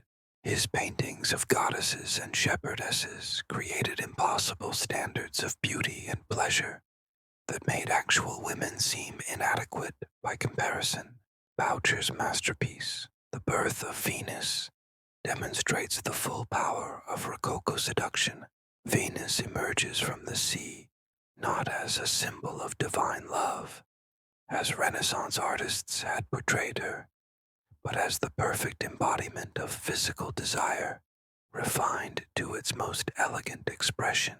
Her body is impossibly perfect, not with the heroic perfection of Michelangelo's figures, but with a soft, accessible perfection that suggests pleasure without effort, satisfaction without struggle. But the most seductive aspect of Bausch's Venus isn't her physical beauty, it's her expression. She looks directly at the viewer, with eyes that seem to promise that she understands exactly what they want and is perfectly willing to provide it, without judgment, without complexity, without the difficult negotiations that actual relationships require. She offers desire without consequence, pleasure without responsibility, beauty without the pain that usually accompanies authentic human connection. The effect of Boschi's paintings on 18th century viewers was immediate and profound. Unlike Baroque art, which created intense but temporary emotional experiences, Rococo art created long-term psychological changes. People who spent time in rooms decorated with Rococo paintings began to expect life itself to provide the same effortless elegance, the same consequence-free pleasure, the same perfect beauty that the paintings promised. This expectation had profound social consequences. The Rococo era saw the development of what historians call the culture of sensibility, a social system based on the belief that refined pleasure was not just acceptable, but morally superior to crude passion or religious devotion. Suffering became unfashionable, complexity became vulgar, the ability to experience exquisite pleasure became the mark of an evolved human being. Jean-Honoré Fragonard pushed these ideas to their logical extreme with paintings like The Swing, which depicts a young woman on a swing, her dress flying up to reveal her legs, to a young man hidden in the bushes below, while her elderly husband pushes the swing from behind, oblivious to what is happening. The painting manages to be simultaneously innocent and scandalous, suggesting that the highest form of pleasure is the forbidden pleasure that can be enjoyed without anyone getting hurt. Fragonard's genius lay in his ability to make voyeurism seem charming, infidelity seem playful, and deception seem delightful. His paintings suggested that moral complexity was just another form of aesthetic refinement, that the ability to navigate complex desires without getting caught was a form of artistry in itself. But the most sophisticated Rococo artist was Jean-Baptiste Simeon Chardin, who discovered that the ultimate luxury wasn't exotic pleasures, but perfect attention to simple ones. Chardin painted still lifes, arrangements of fruit, kitchen utensils, dead game, with such exquisite sensitivity that they became meditations on the sacred nature of ordinary things. A Chardin painting of a peach could be more sensuous than Boucher's goddesses, because it taught viewers to see beauty that was actually available to them, rather than beauty that existed only in imagination. His work suggested that the most sophisticated response to the impossibility of perfect pleasure wasn't to create artificial substitutes, but to develop the sensitivity necessary to find perfection in what was already present. But even Chardin's apparently simple approach to beauty was deeply subversive. By teaching people to find intense aesthetic pleasure in everyday objects, he was essentially arguing that external stimulation wasn't necessary for transcendent experience, that the capacity for beauty existed not in art objects, but in the consciousness that perceived them. This idea would prove more dangerous to established power structures than any amount of Baroque spectacle or Renaissance spiritual intensity. Because if beauty exists in consciousness rather than in objects, then anyone can access it regardless of their wealth, status, or access to great art. The most humble kitchen maid who had learned to see like Chardin could experience pleasures more refined than those available to kings who had never developed aesthetic sensitivity. The Rococo masters had accomplished something extraordinary. They had democratized beauty by showing that the capacity for aesthetic experience was a form of intelligence that could be developed rather than a privilege that had to be inherited or purchased. They had proved that sophistication wasn't about having access to spectacular experiences.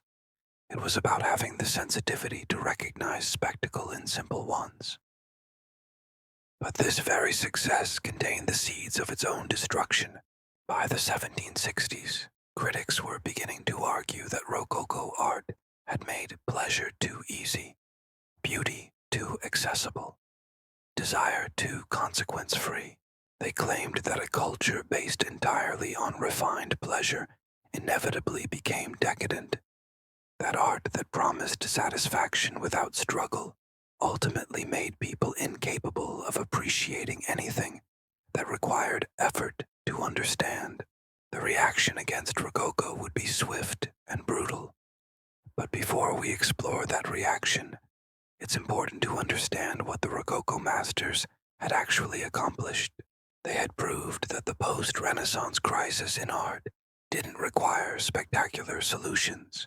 Instead of trying to compete with divine perfection or overwhelm viewers with sensory bombardment, they had discovered a third path, the creation of beauty so seductive that it changed people's expectations about what life should provide, and those changed expectations were about to collide with historical realities that would make elegant pleasure seem not just inadequate, but morally offensive.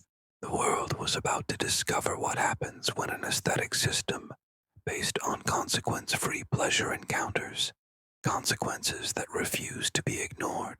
That discovery would launch the next great revolution in Western art, a revolution that would reject both spectacular overwhelm and seductive refinement in favor of something that seemed almost impossibly radical: moral seriousness, civic virtue, and the belief that art should inspire people to become better, rather than simply helping them feel better.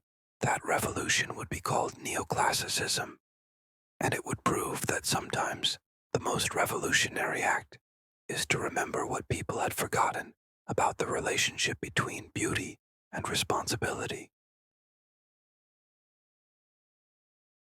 Imagine the sound of marble cracking under the weight of moral purpose.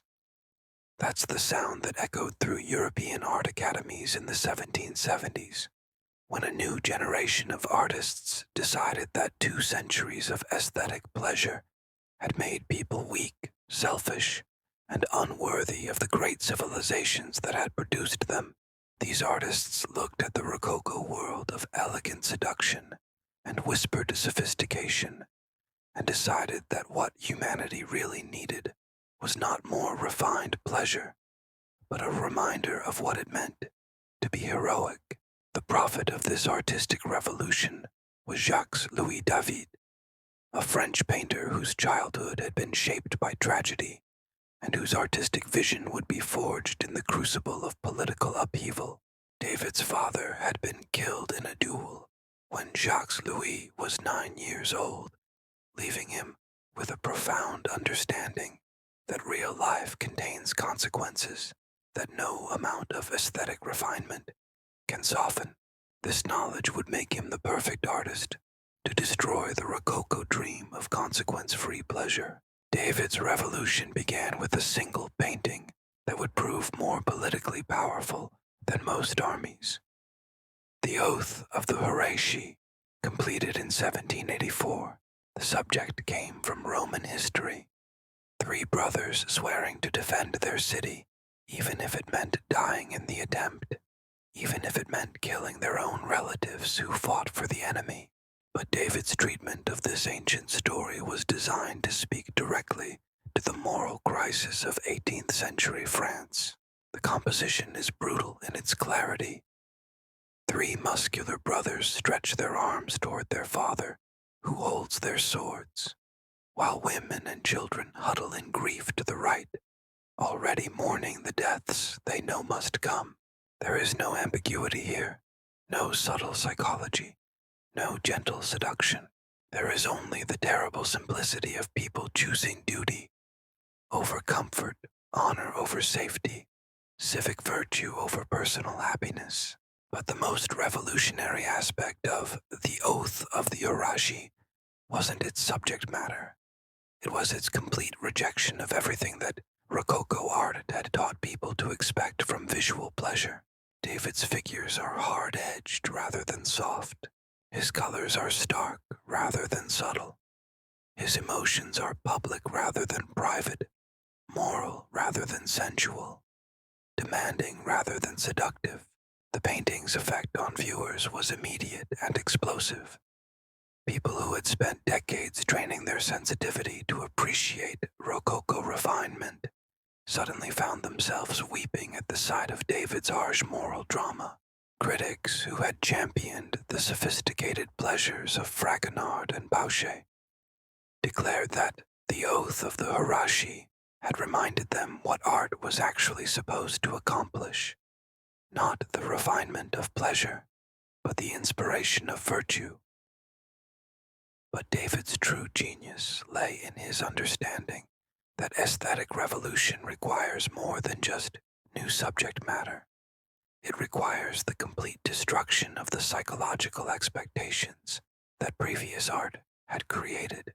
Rococo art had trained viewers to expect pleasure without pain, beauty without effort, satisfaction without sacrifice.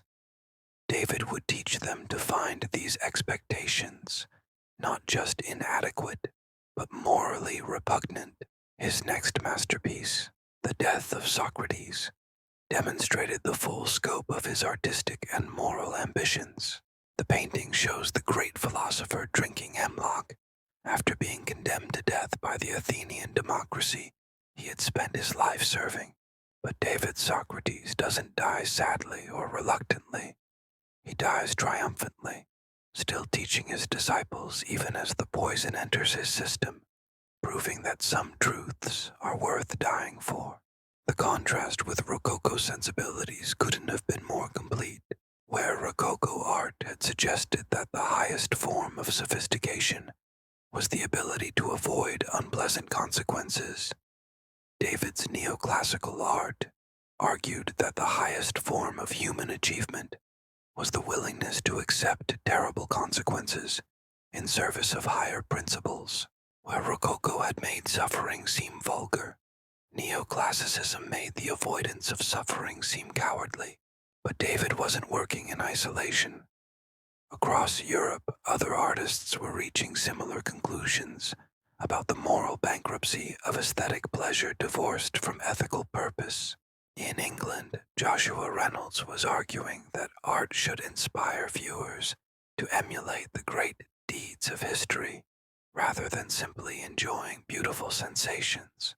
In Germany, Anton Raphael Mengs was creating paintings that combined the technical perfection of Renaissance masters with subjects chosen specifically to encourage civic virtue.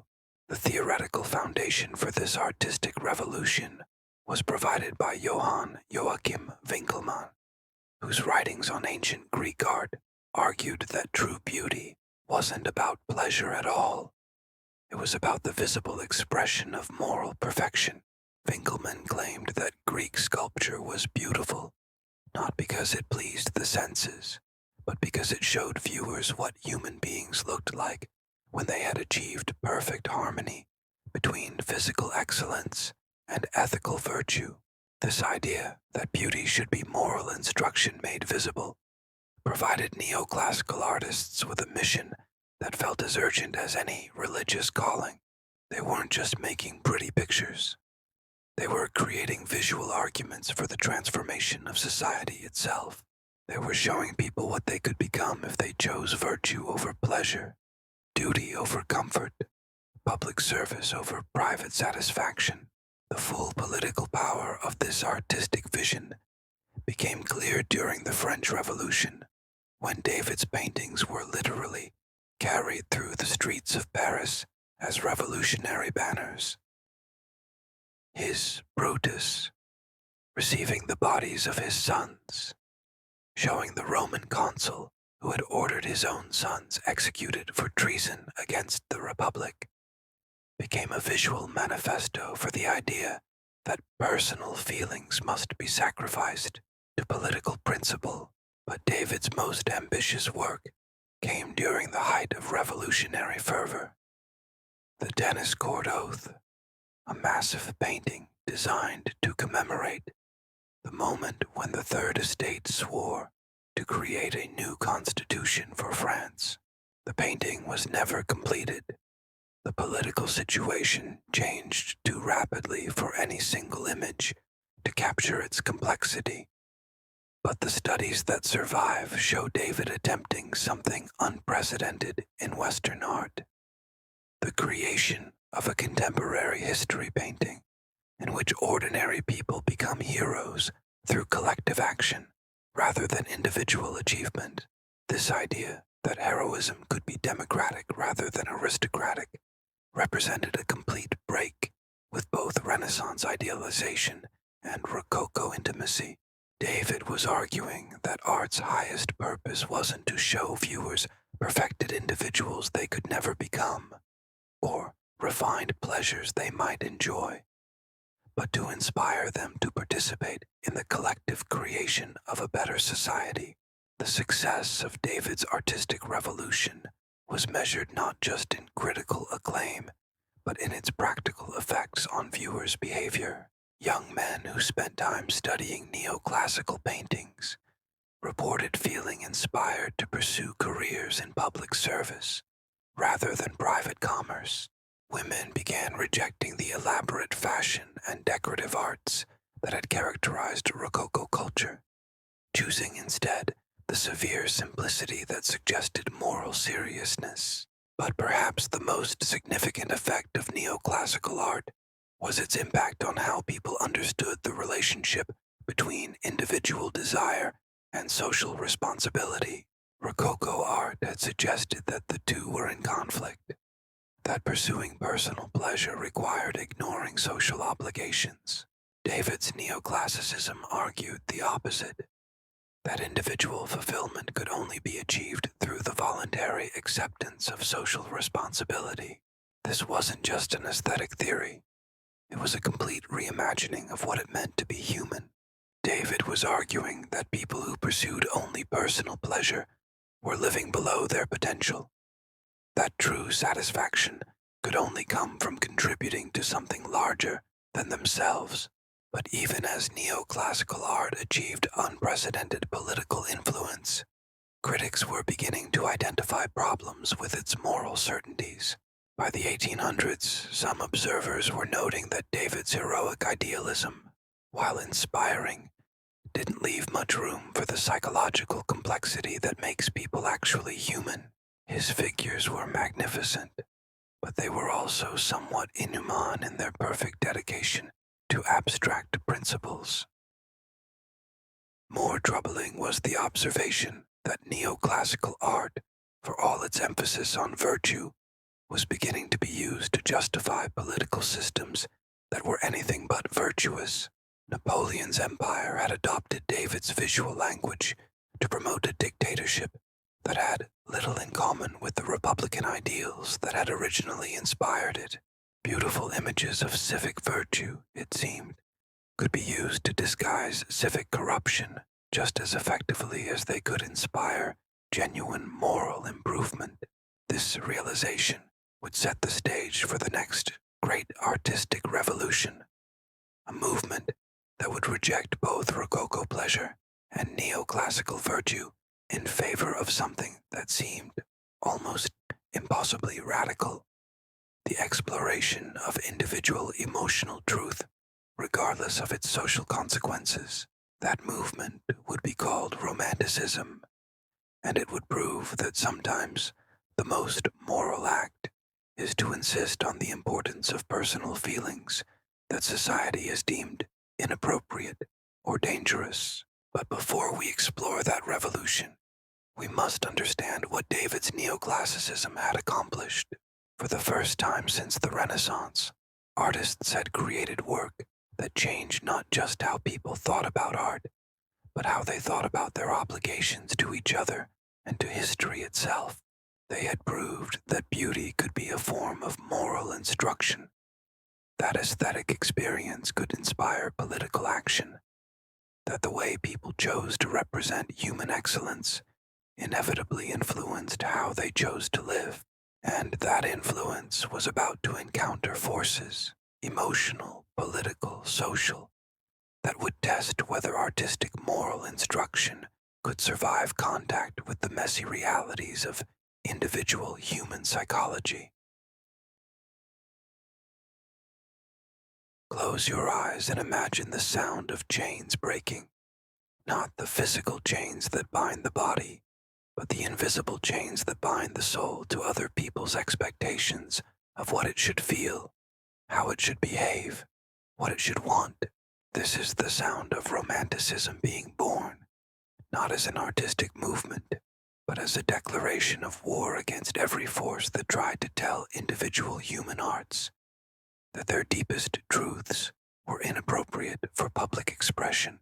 The first shot in this war was fired not by a painter or sculptor, but by a poet whose words would reshape how an entire generation understood the relationship between personal emotion and artistic truth. His name was William Wordsworth, and in 1798 he published a collection called Lyrical Ballads that contained a simple but revolutionary idea: that the most important subject matter for art wasn't heroic deeds or moral instruction or refined pleasure, but the actual texture of individual emotional experience. But it was a painter who would translate this literary revolution into visual terms that would prove even more powerful than words. His name was Caspar David Friedrich, and he would create images that made David's heroic certainties seem not just inadequate, but psychologically false. Friedrich understood something that neoclassical artists had forgotten: that real human beings spend most of their time not performing heroic actions, but trying to understand what their emotions are telling them about the meaning of existence itself. Friedrich's breakthrough came with a painting called Wanderer Above the Sea of Fog, completed around 1818. The image shows a solitary figure standing on a rocky outcrop, looking out over a landscape obscured by mist and clouds. We see him from behind, so his face remains a mystery, but his posture suggests a man engaged in the deepest possible form of contemplation, not thinking about what he should do, but trying to understand what he actually feels about the magnificent and terrible mystery of being alive.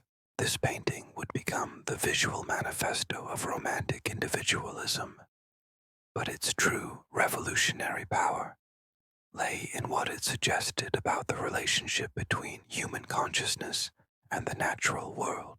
Friedrich was arguing that landscape wasn't just scenery to be depicted, but a mirror in which individuals could discover truths about themselves that social interaction had obscured or suppressed. Unlike neoclassical art, which showed viewers what they should aspire to become, Friedrich's romantic landscapes invited viewers to explore what they actually were: confused, yearning, overwhelmed by the beauty and terror of existence, desperately seeking meaning in a universe that seemed both magnificent and indifferent to human concerns. But the full emotional power of romantic art required more than philosophical contemplation. It required the willingness to explore feelings that polite society had declared inappropriate or dangerous. This willingness found its most spectacular expression in the work of Eugène Delacroix, whose paintings would prove that sometimes The most honest response to human experience is not moral instruction, but emotional chaos. Delacroix's revolution began in 1824 with The Massacre at Chios, a painting that depicted Turkish soldiers slaughtering Greek civilians during the Greek War of Independence. But Delacroix's treatment of this contemporary political event was unlike anything that had appeared in Western art. Instead of showing heroic resistance or noble sacrifice, he painted pure suffering, bodies twisted in agony, faces contorted with terror, colors that seemed to bleed across the canvas like actual wounds. Critics were horrified. They accused Delacroix of abandoning art's responsibility to inspire virtue in favor of a kind of aesthetic sadism that found pleasure in depicting pain. But supporters recognized that Delacroix had accomplished something unprecedented. He had painted political violence as it actually felt to the people experiencing it, rather than as it looked to observers safe enough to find moral lessons in other people's suffering. This willingness to prioritize emotional truth over moral instruction would define the entire Romantic movement. Theodore Géricault's The Raft of the Medusa showed shipwreck survivors in states of despair and madness that had nothing to do with heroic endurance. Francisco Goya's The 3rd of May, 1808 depicted the execution of Spanish civilians by Napoleon's troops as pure terror rather than patriotic martyrdom. But perhaps the most emotionally radical Romantic artist was J.M.L.W. Turner, whose late paintings would push the exploration of individual consciousness to the point where representation itself began to dissolve. Turner's breakthrough came when he realized that the most honest way to paint emotional experience might not be to show what people looked like while feeling it, but to show what the world looked like from inside the feeling itself.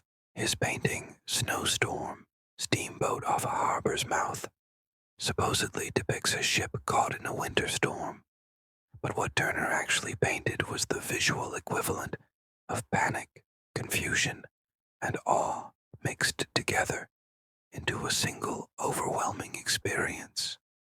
The image dissolves into swirls of white and gray and gold that suggest not just weather, but the psychological state of anyone who has ever felt completely overwhelmed by forces beyond their control. Turner claimed that he had himself tied to the mast of a ship during a snowstorm for 4 hours to observe the effects he wanted to paint. Whether this story was literally true didn't matter. What mattered was that Turner was willing to risk his physical safety to achieve psychological authenticity in his art. He was arguing that true artistic honesty required not just technical skill, but the willingness to expose oneself to the full intensity of the experiences one was trying to represent. This idea that artistic authenticity required personal risk would become central to Romantic artistic practice. Unlike neoclassical artists who created public art about public virtues, Romantic artists created personal art about personal truths, even when those truths were painful, socially inappropriate, or impossible to resolve. The psychological consequences of this approach became clear in the life and work of the German Romantic painter Caspar David Friedrich. Friedrich's paintings of solitary figures contemplating sublime landscapes weren't just artistic statements. They were self-portraits of a man who had chosen to prioritize inner truth over social connection. Friedrich lived much of his life in isolation, claiming that only by avoiding the compromises required by social interaction could he maintain the emotional sensitivity necessary for authentic artistic expression. But this choice came at a price. Friedrich's letters reveal a man who was simultaneously enriched and impoverished by his dedication to individual truth. He had access to emotional experiences that most people never achieved. But he also suffered from a loneliness that sometimes approached despair. He had chosen to be fully himself rather than acceptably social, and he spent his life discovering what that choice actually cost. This tension between authentic selfhood and social connection became the central theme of Romantic art. Artists like Delacroix and Turner and Friedrich were arguing that the individual's obligation to be true to their own emotional experience was more important than their obligation to contribute to social harmony. They were claiming that a society based on the suppression of individual truth was ultimately less healthy than one that allowed for the full expression of individual complexity, even when that complexity was disturbing or inconvenient. But the most philosophically sophisticated exploration of this theme came from the Spanish painter Francisco Goya, whose late works would push romantic individualism to its logical and terrifying conclusion. Goya's Black Paintings, a series of works he painted on the walls of his own house during the final years of his life, represent the darkest possible vision of what happens when individual consciousness turns completely inward. These paintings, Saturn devouring his son, Witch's Sabbath, the Great He-Goat, depict a psychological landscape where every civilizing influence has been stripped away, leaving only the raw, irrational forces that drive human behavior. They suggest that when you peel away social conventions, moral instruction, and aesthetic pleasure, what you find at the core of human nature isn't noble heroism or refined sensitivity, but something much more primitive and disturbing.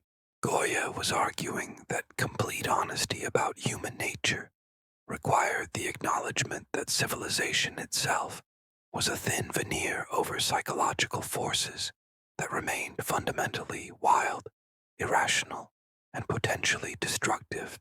His black paintings suggested that the romantic celebration of individual truth might lead not to greater authenticity, but to psychological territories too dangerous for human habitation.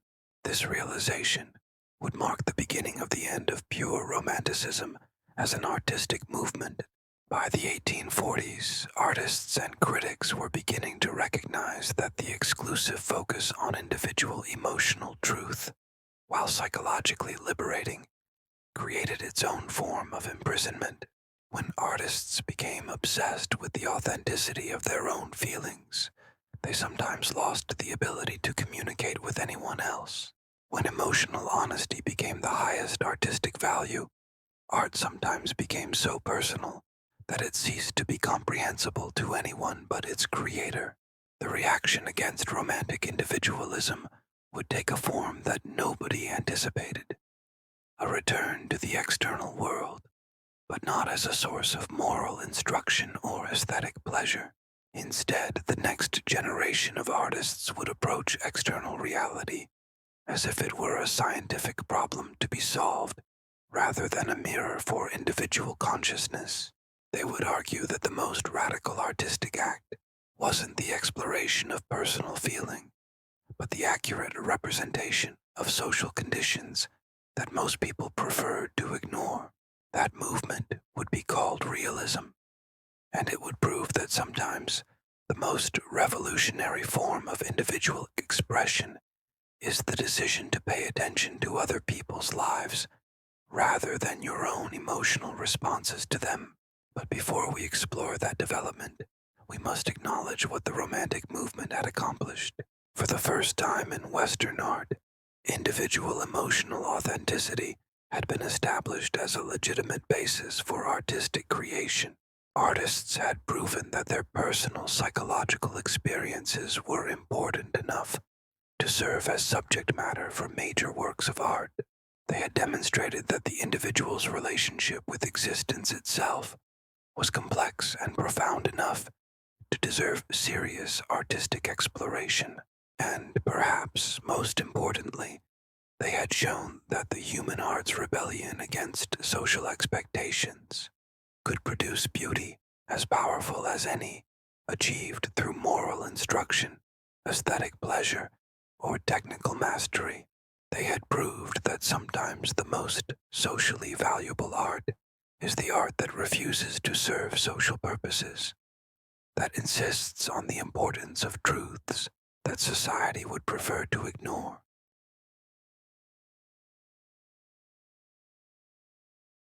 But that insistence was about to encounter a new challenge. Artists who would argue that individual truth was less important than collective truth, that personal feelings were less significant than social conditions, that the most honest artistic response to the modern world was not introspective contemplation, but unflinching documentation of how most people actually lived.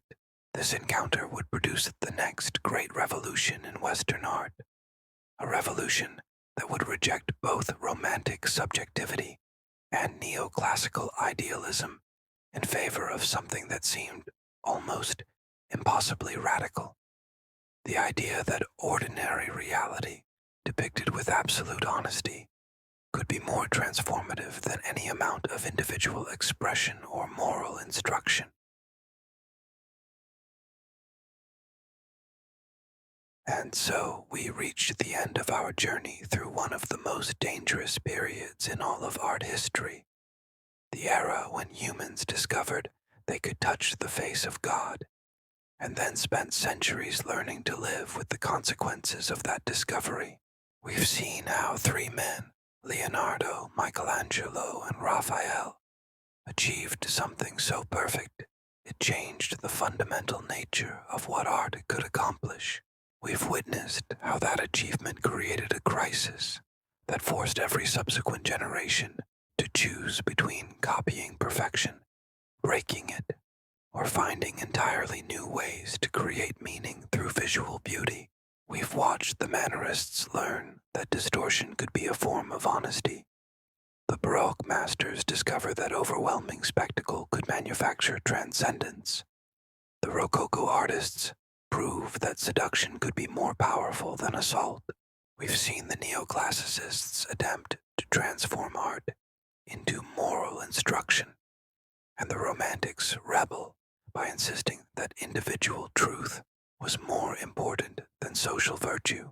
Each of these movements represented not just an artistic style, but a different answer to the question that the High Renaissance had made unavoidable. What do you do when perfection has already been achieved? What do you create when the impossible has already been accomplished?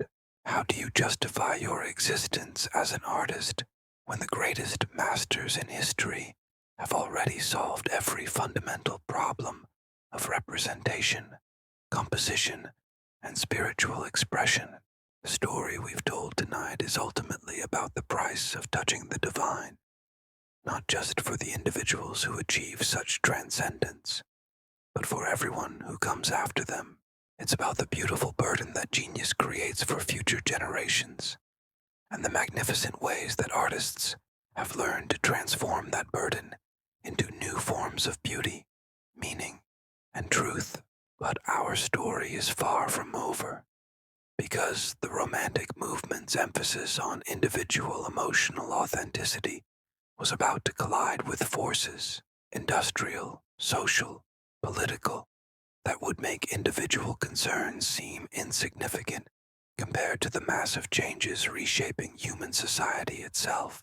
In our next episode, we'll discover what happened when artists decided that the most honest response to the modern world wasn't individual expression or moral instruction or aesthetic pleasure, but unflinching documentation of how ordinary people actually lived.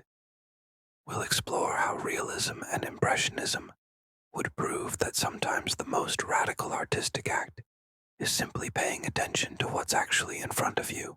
And we'll see how these movements would set the stage for the greatest revolution in art since the Renaissance itself, the birth of modernism, when artists would finally abandon the goal of representation entirely and discover that the most profound truths might be the ones that could only be expressed through pure form, color, and abstraction.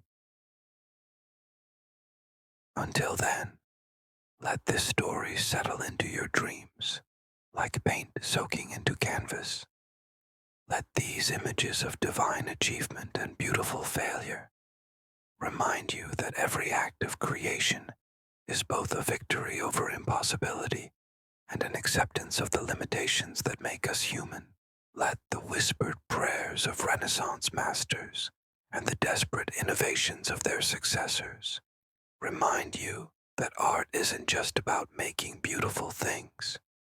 It's about the endless human attempt to understand what it means to be conscious in a universe that seems simultaneously magnificent and indifferent to our presence. Sleep well, and remember, every time you create something, you're continuing a conversation that began when the first human looked at the wall of a cave and decided that the darkness needed light, that silence needed voice, that emptiness needed meaning.